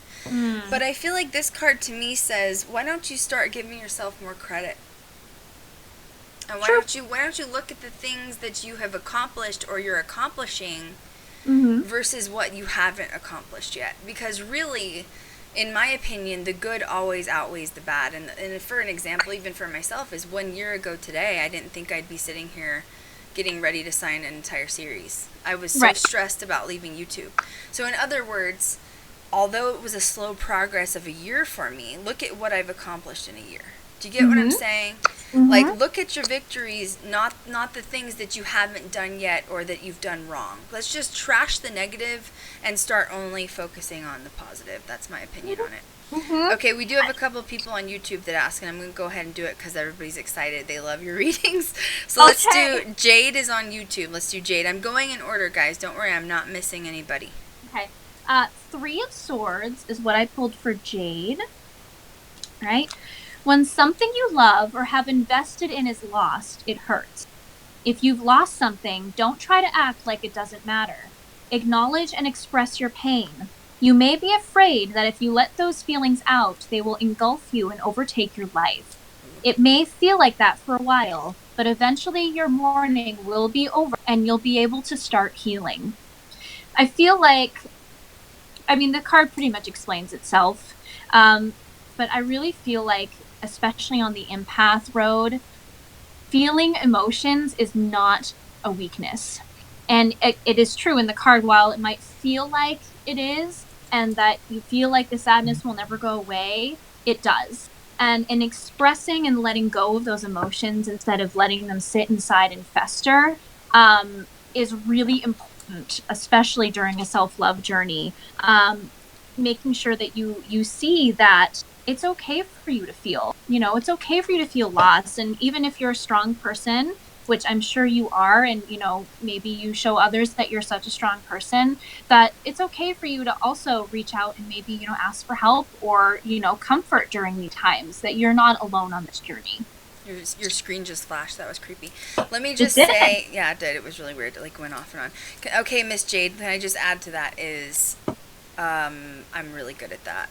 I'm really good at not feeling. I'm really good at being under, extreme pressure and pretending like it doesn't exist. And Kat knows that because Kat has been here with me, and so and I've gotten better. It's still a lesson that I'm on. My mom was, she had to take, my grandfather died before I was born. She had to take care of her whole family. She's hard. She's tough. Obviously, she raised me. I'm tough. I'm a tough bee too, just like my mama. But my mama isn't the biggest emotional person, and it's just who she is. It's because she couldn't. She had to take care of everybody else. But I ended up encompassing that in my life. So I'm not good at expressing too, or just like Kat said, just feeling. And it's difficult, especially when you feel like you've been trained not to feel or to feel lost. It makes you feel like you're worthless. But once again, I feel like that's just dumping the negative and starting to look at the positive and starting to be able to feel, even if it means, I feel lost. Even if it means I need to have a good cry for no reason. It's healing in itself. It is. Well, crying and tears and rain, that all represents refreshing, getting rid of the bad and refreshing. So it's not always a bad thing. So yeah, letting yourself feel, that can be a hard one because I know it. I'm on that journey too. But you're not alone, and you definitely need to let yourself feel. That's the only way that you're going to be able to grow and move on to the level up, as Kat keeps saying. Level up. Yep. Okay, next one is Chantel. Chantel. All right. Chantel, I pulled the 2 of Cups for you. Hopefully you can see it. I know I've got a light in front of me. So, 2 of Cups. You are at the beginning of an exciting partnership, romantic or otherwise. Ooh. Everything feels magical and wonderful. Enjoy this time to the utmost and store up the memories of it. The happiness of this period will give you strength through the harder times. You're finding it easy to make promises and vows right now. These memories will help you keep the promises later when you may wonder why you ever made them. That's a really deep card. That's deep. That's a very deep card. That could go a lot of ways, even with self-love. It could go a lot of ways. It's just pretty self-explanatory. But I feel like all tarot in itself, right? I mean, you think of yin and yang too. Everything is about balance. Making sure that you are set in a balanced emotional state. That you have your passions and your dreams that you have, as well as this other individual person, or maybe it even could be like a new job opportunity you have that you're excited about. But to make sure that you also relish in the moment, but you also put up a boundary for yourself to be able to, enjoy those private moments also with you. Taking a step back and being like, wow, I really appreciate this person, and these are the things I appreciate about him. And to make sure that you're still cautious of not giving yourself fully away, and to enjoy some of those moments with just you. One thing I've always learned about relationships, because I've had a lot of long-term relationships, is that there's you, there's the other person, and then there's the relationship. So technically there are 3 parties involved. And I think that's what happens when codependency occurs, or like, you know, when you feel like you've quote lost yourself, you know, in someone, you've like started to mute and become that person.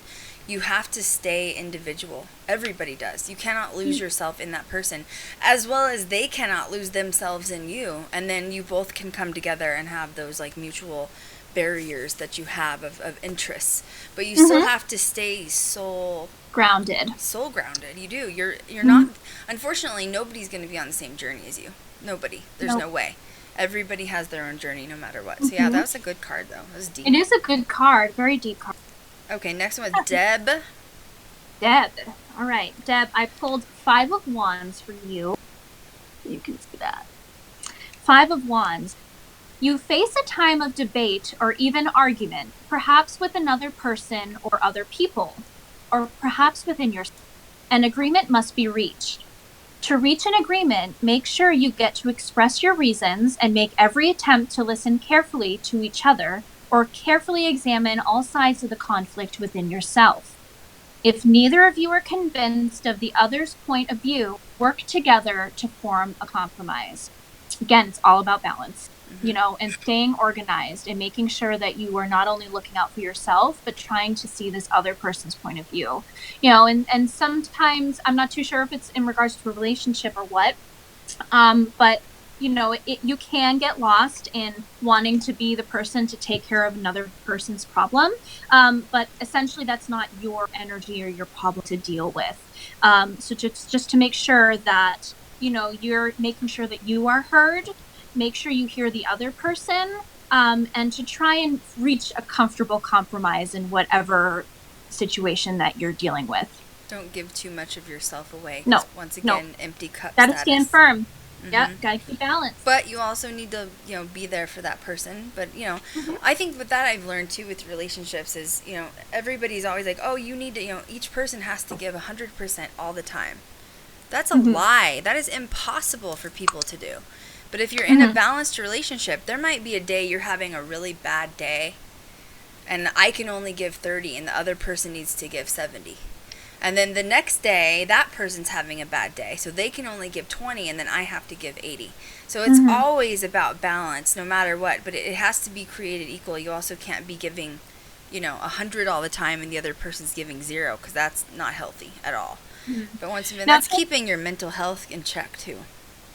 Absolutely. And just as a heads up too, overall for everyone that I've read a card for, and just with tarot in general, to try your hardest not to take tarot in a literal sense, where if you might not resonate with a card today, but tomorrow's a new day. So it could also be a foreshadowing of maybe a conflict that might come up where you're going to need to utilize those emotions or those feelings. So just to try to keep an open mind about it. Yep. So Okay. that's my 2 cents. Diana is next. Diana. All right. Card I pulled for you is the Ace of Cups. You're faced with the opportunity to pursue a new relationship. Another relationship one. I love this. Don't let the fear of what might happen get in your way. Approach it with the intention of making it the best that it can be. And if it is a good thing, don't neglect it. Continue to nurture and strengthen it. I love that card only because I also resonate with that, you know, especially when it comes to a relationship situation. Anybody can really relate to it, I guess. If you've been burned so badly, it can be really hard to let somebody else in, whether that's a relationship, friendship, job opportunity, anything. But to know that not everything has, you know, a vendetta or something against you, or not everything is always going to have a negative outcome. Especially in relationships, you know, there could have been a really, really great relationship where it just civilly didn't work out, but they still had a purpose on your journey to get you to a point in your life. Or maybe they helped you realize something, or maybe you were meant to help them realize something. You know, but to enjoy those moments and don't overthink it. You know, you deserve happiness no matter what it is, and to just really try to be in the moment. It's really hard to be in the moment, though. I struggle with that sometimes. Oh, So. I think that's just a human thing. But Mhm. I literally, like, I remember now, looking back to some of my relationships, having no idea, you know, why I even was, like, with that person. Like, oh, I'm so stupid. You know what I mean? Yeah. Like, oh, I'm so Yep. stupid. Why am I with this person? Why was I with this person? But literally, sometimes it takes a couple years down the road to figure it out. And then you're like, oh, well, that was the lesson. And Mhm. at the time, you have no idea. You feel like you've wasted your time.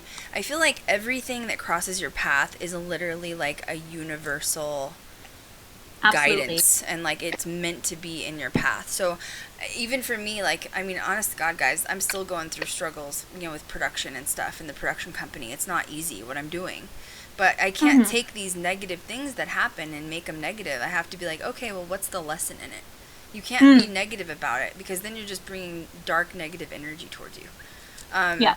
And we'll go on to the next person really quick, but 1 second. Somebody posted a comment that had said, I think it was Dark Hillbilly, said Oh. something earlier about, like, sometimes you do things for people and they don't recognize it, and like you don't get any, recognition for the good that you're doing. Well, then stop giving a damn what people think about you. There's my advice on that. Yeah. Well, Stop and giving a damn. if you're doing something genuine too, nobody should really expect someone, to thank you for something. I mean, yeah, it would be nice. But, Well, you just don't. You you're like, cannot live your path worrying about what other people think or feel about you. right, and that Stop too. caring what other people think about you. Yeah. I mean, trust me, I have a group of haters out there that have written blogs about me. I don't care. You cannot let one person in the millions of people on this planet affect the way you're going to be or do things. Mm-hmm. Not, and even if it's a friend or a family member, if it's someone in your life that doesn't like the way you do things, then that's not your people. That's not your Yep. people, boo. Find a new people, because that's not Find it. a new person. That's I'm not serious. it. I don't, like, Mhm. you don't let people affect. Trust me, there's so much haterade out there about me being a public figure, being out there on YouTube for years. If I would have let one of those haters stop me, I wouldn't be where I'm at now. Don't listen to what people say. Don't. Because they are nobody to you. They're nobody Mhm. to you. In fact, if they would Absolutely. put the time and effort into their life, boo, they would be a lot further too. You know what I'm saying? It's But true. instead, they're That's being, for me, a troll warrior, Yep. That's behind their the keyboard. energy. Yeah, it's That's their their energy, energy. not yours. Yeah. So stop giving a damn what other people think. There's my advice. Good advice. Okay, we have another one. Well, we have like 5 or 6 still. New FC, NUFC for life. New FC for life. Okay. All right. So I picked up the Four of Wands.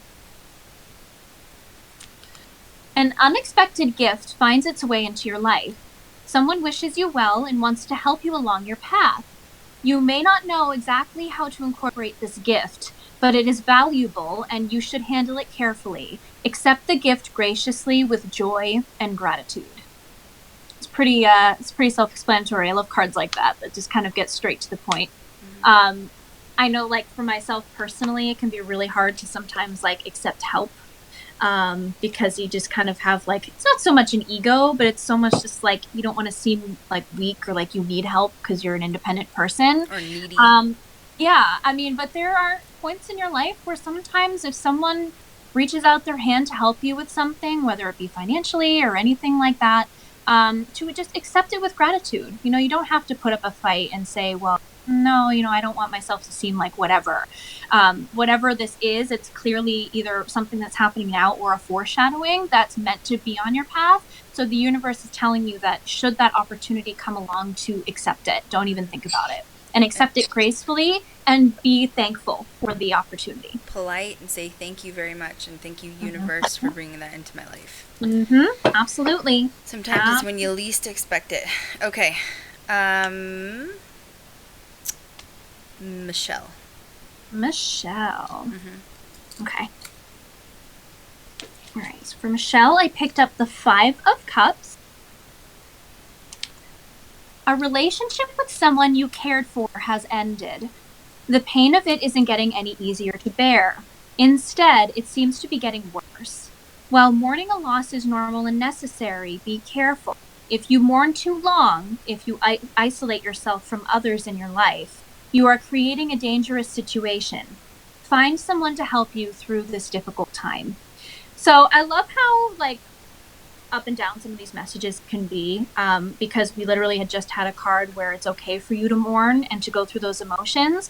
But now this is the other end of the spectrum, whether it's loss, like the death of someone, or, you know, maybe you just left a toxic friendship or a relationship ended. It's also now telling you to balance that out, that maybe you're expressing those emotions, but maybe you've been mourning for too long, where you're starting to lose sense of reality and even the opportunities that you have in your life. You're missing the positivity that could be coming into your life because that door is being shut right now. And that it is okay to reach out and ask for help through a friend, maybe even to vent about it, but to maybe to start growing from this situation and trying to see it from a different standpoint. I know journaling has always helped me in situations like that where you just kind of feel stuck. And sometimes through that and writing it out can help you see things from a different point of view. And that can also happen when reaching out to a friend or family member if you just really feel like you're just stuck and can't move out of this specific mindset. That it's okay to seek help, one. And two, sometimes you can gain insight from people from a different perspective. So to make sure that you're utilizing that. Honestly, it's okay to let go. I used to be one of those Yeah. people that I would hold grudges and forever. And it was just because I was like, how could this person do this to me? I was so good to this person. I did this, I did that. And I would just hold a grudge forever. And it's been years since I've done that because I've realigned my energy. Because you have to realize where you're distributing your energy to. You know what I'm saying? Like, me being angry is just like sending bad vibes at them, in turn giving me bad karma. You have to like utilize your energy and decide what you're going to use your energy out throughout the day. And it's honestly just letting go. You know, like I always say, like, there's not a soul on the planet I hate because I don't have enough energy to hate anybody. And you know what? Unfortunately, you know, there's just people out there that are just assholes. There's really no other explanation for it. You can't cut them a deal and give them a break and say, why did they hurt me like this? Because sometimes people are just assholes and there's really no other explanation for it. And once again, that's their energy, not yours. So it's learning to let go. And sometimes, you know, if there was, an issue involved with therapy, I've admitted over and over on the channel, there's been times I've needed professional help, and there's no shame in that whatsoever. No, not at all. There's been big moments in my life where I absolutely needed it. I needed someone to talk to, and thank Jesus for it, because I would not be where I'm at. And honestly, that's also healing in itself. You go to therapy and you're able to spill your guts out, and then that chapter of the issues you had is just closed, and you feel like you finally have closure, and it's just, you learn coping mechanisms and skills, and once again, you're learning where to distribute your own energy, and taking care. It's also about self-love. It is taking absolutely. the step of making sure your mental health is really important. Well, we are our own worst obstacle. You know, we get stuck, and we are just more comfortable being stuck there instead of trying to like move forward from it. And I think that's a really normal reaction, you know, but when you take the steps to try to help yourself in that moment, there are so many positive avenues that open up for you, and it just feels amazing. It feels amazing, but you've got to be willing to open up that door. And everybody's journey is different. You know, maybe you're not ready to release that yet or let go, but when you do get there, know that, you know, there's always a light at the end of the tunnel. Well, she just said, wow, you nailed it. It's more of a trust issue. I'm afraid of being hurt again. Man, it's more of a what? She said it's more of a trust issue. I'm afraid of being hurt again. And you know, here's the thing. Once again, right now, it feels like the most horrible pain, and you're like, don't want to experience that again. So if I just close myself off to it, I won't even have to feel it again. But that's not the human thing to do. You know what I mean? Like, and I don't know if this is related to love or what, but even if it was love within a friendship and not romantically, you have to trust again, because you know, people are always like, God, Krystal, you've been in so many like long-term relationships. Like, I've been engaged a few times before, because I've been with people for years at a time. And my answer is always because I love love. Like, I love like dates, and I love like experiencing life with someone else, because you also get to experience that person's energy and how that person views life. And so my biggest suggestion to you is you have to trust again, because love is a good thing. Like, that is what makes the planet go around. You cannot accomplish anything on this planet without love. You do your work or your job or your dream for love. You buy the car that you want because you love not having to walk to work and you want to drive instead. And, you know, everything is centered around love. You have that pet because you absolutely love dogs or cats or whatever. So love is something you have to experience. It's such a human emotion, and you have to try. And even with friendship, even if I've been betrayed by friends before too, but you have to open up again because you need people in your life. It's part of this journey. It's all a risk, yeah. But when you allow yourself to say, okay, I'm ready, you open up that door for better opportunities. Because how do you know that right person or that right situation isn't just right around the corner and they're waiting for you? Yep. You know, it's as simple as that. Try to take it and spin it into a positive context. I mean, there are lots of people that have been hurt and are, you know, really having a hard time trusting again. But they need to be the ones to be ready to make that move. Because essentially you won't be able to find someone or a situation and fully enjoy it and love it if you don't love yourself in the process. And but that's the vulnerability part. You know what I'm saying? Like if you build up a wall and you're not allowing yourself to be vulnerable, you're not just closing off someone romantically or in a friendship. You're closing off everything. Everything. So in order to have your appropriate human journey, you have to be willing to be vulnerable. And and that scares people, but it's part of the human emotion of feeling sad, happy, and honestly, it's not a perfect world. Not everything is going to be roses and sunshine when you're dating someone or in a relationship with someone. You have to be willing to feel the pain again, and that's just part of being human, is what it is. And honestly, I love all the different emotions that come with it because it means that you're evolving and you're like spiritually leveling up. As I love that Kat's saying that. Okay, the next one is, I don't know if I'm pronouncing this right, so don't hate me for it. Alla or Ayla, A-L-L-A. Okay. All right. I pulled a 3 of Swords. When something you love... What was that? That was weird. It just like flashed off for a minute. It did? I took a drink of my cup. I have like just water in my coffee cup, and like the whole screen just like... anyway. Continue on. I don't know. Let's hope it's like an angel with Jesus or something. Continue. Because I'm done with darkness. Okay. 3 of Swords. When something you love or have invested in is lost, it hurts. If you've lost something, don't try to act like it doesn't matter. Acknowledge and express your pain. You may be afraid that if you let those feelings out, they will engulf you. This has actually come up before, so it's it's the same card. And overtake your life. It may feel like that for a while, but eventually your mourning will be over and you'll be able to start healing. So once again, let yourself feel. Yep. Let yourself feel. Yep, absolutely. Let yourself feel so that you can heal and you can level up. Okay, next one is Ashley was on Facebook. We have 2 more after Ashley. Okay. All right. So the card I picked up for Ashley is the Hanged Fae. So she's hanging upside down. Oh, that's a cool card. Isn't it cool? Yeah. It's another major arcana card. All right. In the Hanged Fae's garden, your answer is that of sacrifice and faith. You will be called on to sacrifice something for that which you hold dear. You should have the faith of your convictions and know that all will turn out well in the end.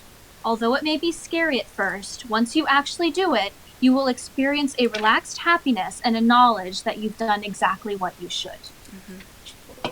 That's an awesome card. That one doesn't come up a lot for me.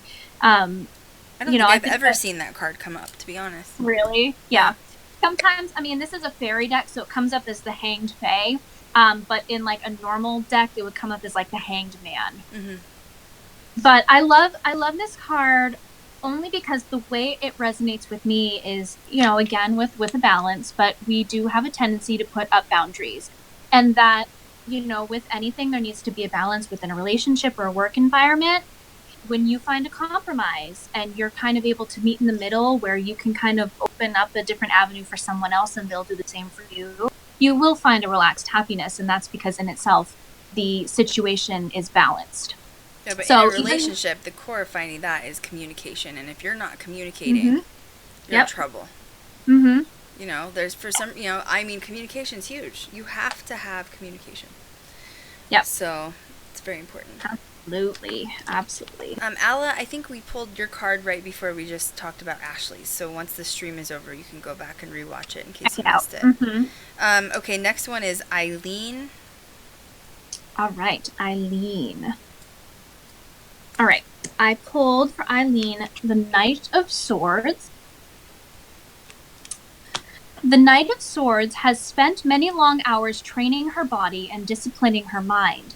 She will master with precision anything she sets her mind to. Her dedication to her goal will take precedence over everything else, which means other people's needs and emotions may fall victim to her quest. That's a really deep card. We've seen this before too, haven't we? Mm-hmm. Yes, we have. I'm trying to do an energy reading and nothing's really coming up right now. How would you best describe this card, Krystal? I'm trying to repeat the last couple of sentences to me again because something came to mind about it. She will master with precision anything she sets her mind to. Her dedication to her goal will take precedence over everything else, which means other people's needs and emotions may fall victim to her quest. Which means you cannot give a damn what you're doing once again. I mean, I know that sounds so cold. It sounds so cold, but, you know, like, your journey is your own. And what that basically to me means, like, you cannot take the energy of others. And I mean, Kat and Janelle have been experiencing this. Meaning, like, if you make a really major decision for yourself, then make it for you and don't care what other people say. Yeah, and now that you say that. Yeah. Humans are selfish. Let's just be real. Mm-hmm. And I don't mean in a good way, in a self-love kind of way. I mean in a way of, you're going to move, but what about me? Well, it's not about you, boo. This is my journey. You need to focus on yourself. So really, to me, that just says, don't let people make you feel guilty when it comes down to whatever decisions that you have to make. Absolutely. That's a really strong card. Yeah. Mm-hmm. It is. Sorry, my dog was coughing. That's okay. Yeah, so whatever you're going through, you know, just stay firm. You know, if your gut is telling you to follow your dreams, but everyone else is calling you crazy, follow through with it. You know, that's the universe kind of validating. Don't preach that to me, boo. Don't stop. Yep. Mm-hmm. If I made a career out of being a paranormal investigator, I'm just saying, okay. Anything's possible. Anything and everything possible. Literally. Mm-hmm. But, you know, the path I chose isn't an easy one, by all means. You know, it's taken years of dedication and work, and, you know, all these little things I've done, like YouTube and Twitch, is all, like, part of the stepping stones and journey.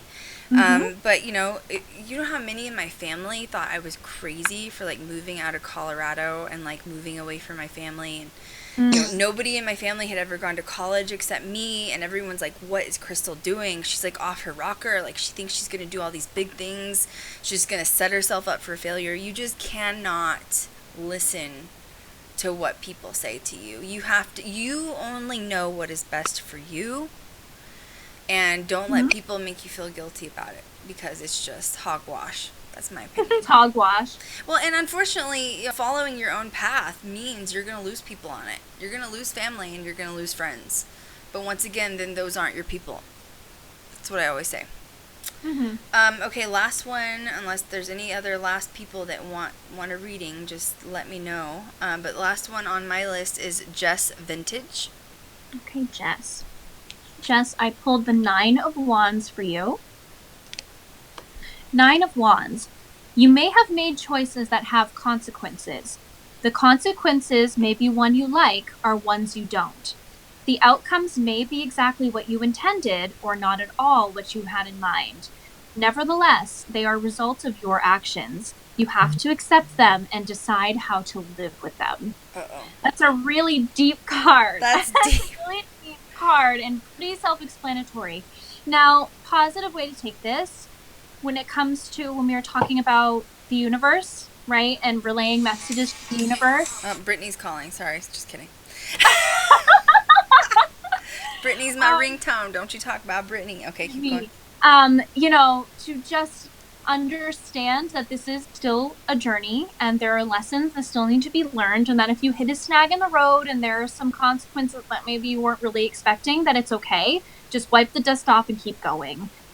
You can't really wallow in it. You just got to keep moving forward, but to know that whatever choice was made, you're just gonna have to kind of tough it out for now. Once again, you put you put that energy into the universe, and if you're not specific, it's going to come back. And it may not come back as something good or that you wanted right now, but now you have to deal with the consequences of it, right? But, you know, like Kat and I, we've had things happen, and we are at the point where we laugh about it now. Because if we're not specific and it comes back, you can't get angry and frustrated because you did it to yourself. You know what I mean? It's the hardest realization. But you still have to take the lesson out of it. Yeah, there's a lesson in anything. Anything, negative or positive. And you know what? Tomorrow is always a new day. So don't dwell on it. Don't dwell on it. You can always hit the reset button because we always get the next day. Thank Jesus, because I've had a lot of resets. Okay, let me just say.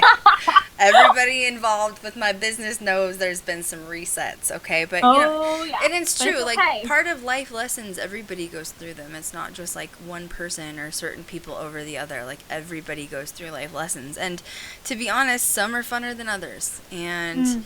you know, it depends on what your journey is. And, like, for me, like, what we're doing is a big thing. We're not doing something little. And you cannot expect it to just show up on the doorstep the next day. You have to work for it. And the universe is going to make you work for it. It's, you know, it's kind of like The Secret, if you ever watched The Secret and the Law of Attraction. Which, you know, the example is the guy is like, I want a pet elephant. And it's like, well, clearly you don't realize, you know, what the pet elephant could do, like poo all over your floor. Like, do you really want a pet elephant? So in other words, if you want a pet elephant, yes, put it out in the universe, but you still have to work towards getting that pet elephant. Meaning, do you have a place to stable it?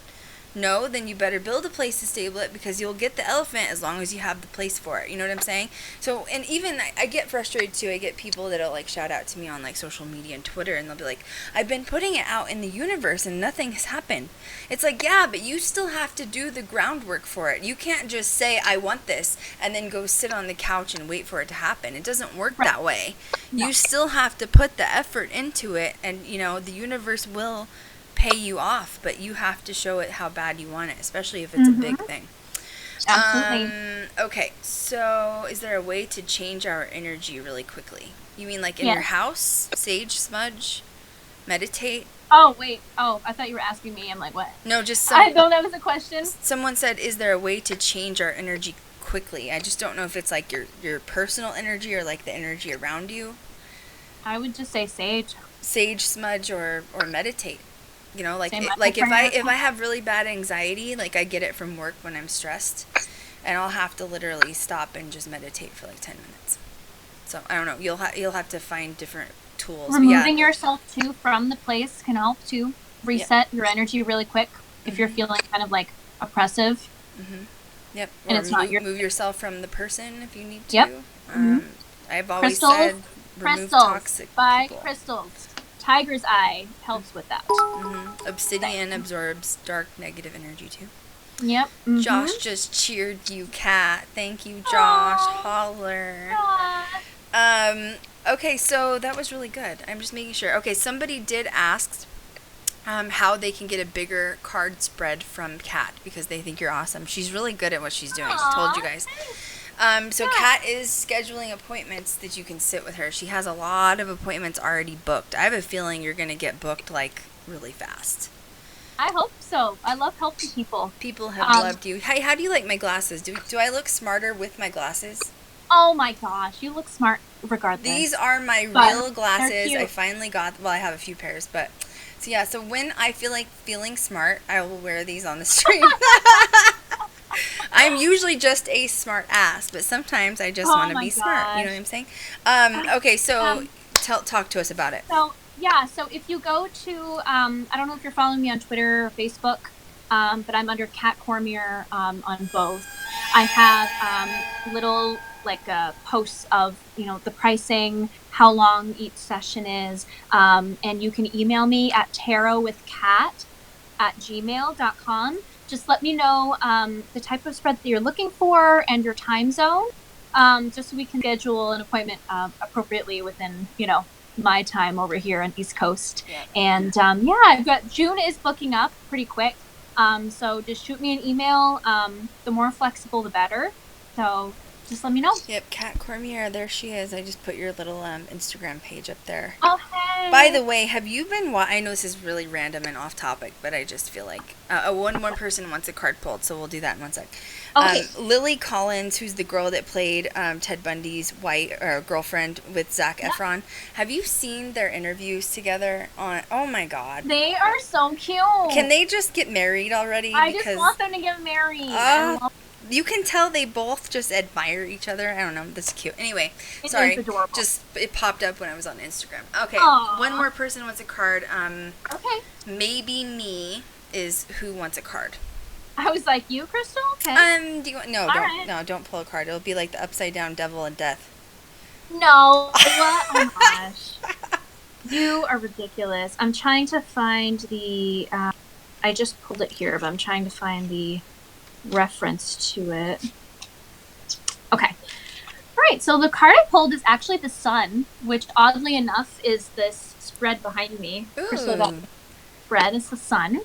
And it's very short, but sweet and to the point. The answer you find here in the Sun Phase Garden is a happy one. You can expect a time of happiness, joyous optimism, and wondrous energy. This is a real gift, so enjoy it. So is that and like channel your good energy is basically what it is? Absolutely. Well, that could mean there's a positive, situation that's going to be coming. Good news, happy news. Ooh, I like that. Can you pull that card for me too? I mean, I tried to pull it again, but no. No, I'm just kidding. That's a really amazing card. That's a really amazing card. So just enjoy that moment when it comes. Yay! Okay. Good news is on its way. So Chanel asked for one. Did I miss that? She so did? daring. I think. Yeah, I guess Chanel wants one, and then we have an Anna. So let's do Anna first, and then Chanel. Okay. So this card's for Anna. This one's for Anna. I'm going to sit back and drink my tea for the Chanel. Wow, this has been going really well. Right, all right. So, 7 of Cups for Anna. You're faced with choices, maybe 2, maybe more. Maybe you're feeling unsettled and confused. You may not be quite sure what to believe. The time has come, though, for you to examine the choices thoroughly and pick one. Somewhere deep inside you, you do know what you want. Focus on your heart and make a decision. That's awesome. That's also another card that kind of explains itself in a sense. So if you're feeling overwhelmed, with a busy schedule, or maybe you have a lot of questions, try to pick the one that you pick first, I guess. If you made a list of pros and cons or, things you had questions on, write them all down and maybe pick the first one and go from there.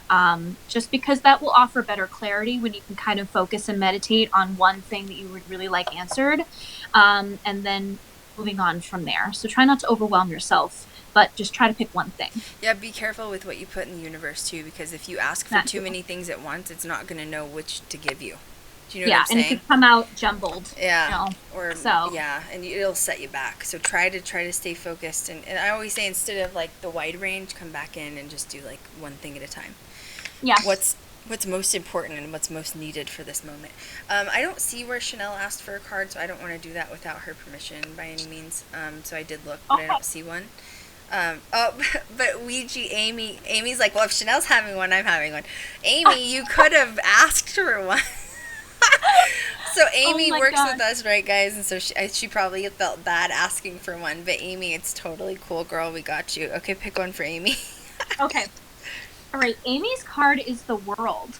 Ooh, Amy. Okay, girl. Look at you go, girl. All right. The World. If you find yourself in the Rose Garden, you may have recently completed or soon will complete an important task. You are ready to enjoy success and receive the happy congratulations of others. These moments of completion don't come often enough, so take the time to enjoy them before hurrying on to your next project. If you haven't recently completed something, the desire for this feeling is directing you to find a challenge. Listen to your heart, for you are clearly ready to take on something exciting. Ooh. Boom. What a good card, girl. That's a good card. Maybe that means, Amy's moving to the U.S. at some point because she has to work with GGD. Do it. Just do it. Maybe. That's interesting, though, because not too long ago, Amy and I just talked about having to get her, we're going to have to figure out the work visa status. I don't even know how to do it yet, but we're going to figure it out. Oh, yeah, that's We're right. going to figure it out. So maybe that's a sign that we need to start working on that, Amy. Just saying. You know what I mean? Well, very cool, Kat. You kicked butt at that. Kat's awesome. I have had a full big deck reading with her, and she's like legit. It's really good. In fact, and mine too. Like something happened, you like predict something came up in the cards, and the next day it happened with me too. Yep. So Kat's creepy. She's really creepy. It happens. Oh, I'm somebody creepy. had asked earlier. This is a good tie-in for like the end of the stream. Someone had said, how did Kat start with the tarot since it only started a few months ago? And was it inspired from you going to Salem so often? So my tarot journey is really unique. Mainly in the sense of before I even thought about doing tarot, it actually ran in my family. I had family members that read tarot that eventually ended up not following the path that they probably should have been on because they were told things that weren't really true about it. One thing being that they would go to hell if they read tarot cards. So, they threw them out because they felt that's what they needed to do. So it was really funny to hear that, and I didn't actually know about this until after I was gifted my first tarot deck, which was actually from Krystal. That's usually the way it goes. You're meant to be on the tarot journey if you're gifted a deck of tarot cards, preferably new. Really don't try used at all because it's probably not a good idea. But Krystal gifted me my first personal deck, so I tried it on myself. And then I just really felt that I wanted to help others on their path to give them clarity and whatever journey that they're going through. And yes, I did actually happen to be in Salem, Massachusetts when I found this tarot deck. I picked up about 2 or 3 different ones that I thought I resonated with. But by the time it came down to it, I actually decided to leave them there and said, I'll come back. I'll look for some more. And if I can't find any, I'll come back for this one. So the next store I went to, I found this really beautiful fairy deck that really called to me, which was really funny too, because I've been on this like green magic path for a while now. So I found it just really fitting to use like a garden fairy deck on that same journey. So I really resonated with it. I let it sit with clear quartz on it for about 48 hours just to kind of clear the energy. And then just started practicing on family and friends. But everybody's path is unique. You absolutely do not need to be gifted your first tarot deck to start your journey. That obviously also doesn't mean that you are not meant for tarot readings. If you weren't gifted a deck, it's all what you make it. It's all what you make it. But this was like my specific journey, especially I talk a lot about angel stones and crystals, and I really feel strongly that after I mastered the vibrations and the healing properties of the angel stones, which are really powerful, that I was able to constitute that with tarot reading and offering a clearer context to the descriptions for the people I'm giving readings to. So it's really strange too, because sometimes during tarot readings, I sometimes won't remember them after I do them. It's almost as if I'm just like the conduit. So I'm like the person that someone goes through to communicate to the other person, and I won't even really remember the reading afterwards. And it's not in a scary way. It's just I don't remember. You know, did and your job, and that was it. Yeah, and all the time too. Reading, I always say, don't tell me what your question is. That is between you and the universe, and I'm going to do my best to try to read the cards in a way that can help you on your path. And that's not only to validate that this is real, that they don't need to tell me anything in order for this to be real, but also just to try to make it personal for them. Maybe they're not wanting to open up about the situation they're dealing with, and that's okay. But either way, an answer will be served. Right. So it's been a great journey. It's been a really great journey so far. Yeah, you jumped right into it. I got Chanel a tarot deck for her birthday last year. Chanel's birthday's in September. And I don't know, Chanel's just so intuitive. I just knew, I was like, have you ever practiced tarot? I just felt that vibe off of her, after like being with her, hanging out with her a lot. And she's like, no, I haven't. I've always thought about it. And so I sent Chanel, I like to pick specific decks for people. And Chanel's was kind of like a creepy, dark, angelic sort of weird thing. And the one that I chose for Kat was, and so fast forward to Kat's birthday was a few months ago. Yeah. And she's been really into crystals and like angel hearing or angel auras and like all that stuff, like healing. And so I was like, okay, I'm going to get her a deck that fits her. So I got her a different deck. She bought the fairy deck for herself.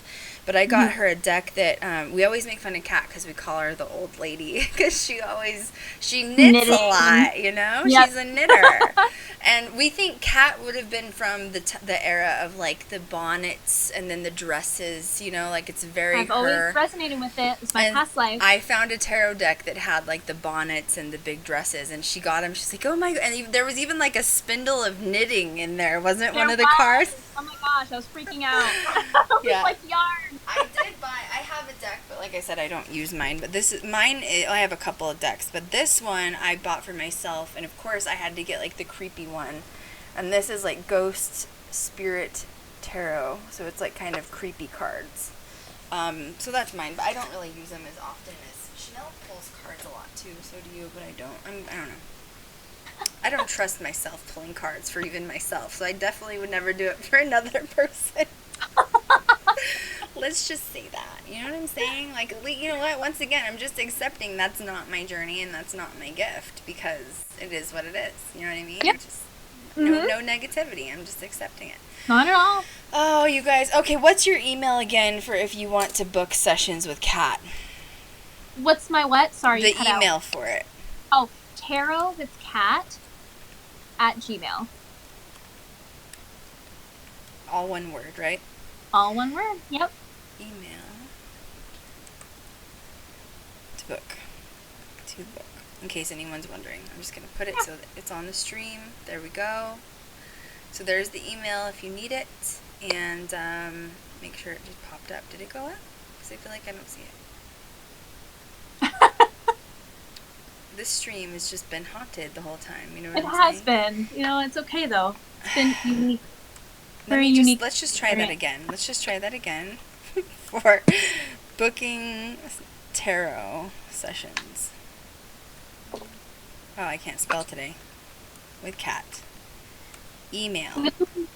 Tarot sessions with Kat at Gmail. Tarot session or sessions with Kat? It's tarot with Kat. Oh, how did I add session in there? I don't know, but it's okay. But I did. It's there. It's okay. Cool. Well, it disappeared again, so I hope that you guys can see it because I'm not going to try again because clearly demons. Let me see. Hopefully it's on there. If not, just check my social media. I have it pinned to my Twitter. It's my pinned message on there. Or just shoot me a DM. That's fine too, and I can send you the email that way as well. So. Okay, I put your social media search Kat CORMIER. There we go. Cool. Oh, someone asked a question. Have you ever got a pic of an orb and blown it up to see a face in it? Well, Kat's still new to paranormal, but that's happened to Krystal a lot. In fact, that happened in a session that Krystal was hanging out with Zach in the basement, and I got a picture taken, and there was 3 orbs around me, and there were a different face in each orb. There was like a wolf face in one. Yeah, there was like a woman screaming in another, and then there was another face. Yeah, it was really weird. That was weird. Yeah, I've had that happen. Crazy. Remember, you gotta give me the paranormal questions. You give the tarot questions to Kat, okay? I'm still training Chanel and Kat. And by the way, I had a poltergeist activity happen when I was with Chanel, and we asked Kat to come over, and she walked the other way, okay? So let me just define where Kat stands when it comes to... Kat, where are you? I turned around, she's gone. She's like, no, I'm not. I repel negative energy so much. I will run the other direction. I was like halfway there, and I stopped, and I'm like, it's gonna be good because see, we're gonna put Kat in as like our Aaron Goodwin, and like she's gonna be like the screamer who's like can't handle it. You know what I mean? She's gonna be knitting on the floor with the ghosts. You know what I'm saying? So it's true. We're gonna bond. We're all gonna be best friends. Gosh, it's so funny. Thank you guys so much for watching. Kat's awesome. If you want to book a session with her, please do. She's the shiz. And Aw. Kat, thanks for being on with me today. I You're appreciate welcome. you. I had So fun as Yes. usual. See, that's what we do. We finish each other's sentences. It's weird. It is kind of creepy. Except I feel like we've gotten to the point now where we just skip over it. We don't even address it anymore. We're just like, yeah, Yep. it happens. It just is. It just is what it is. Yeah. Please make sure you guys follow us on social media. Please make sure you're subscribed to our Twitch channel and our Patreon page. I am still working like crazy for post-production. I know I haven't been on social media much, but you guys don't worry. There's some good stuff coming. Don't you worry. Very so good. as always, we will catch you guys next week, and we will see you guys next time. Bye, guys. Thank Bye. you so much.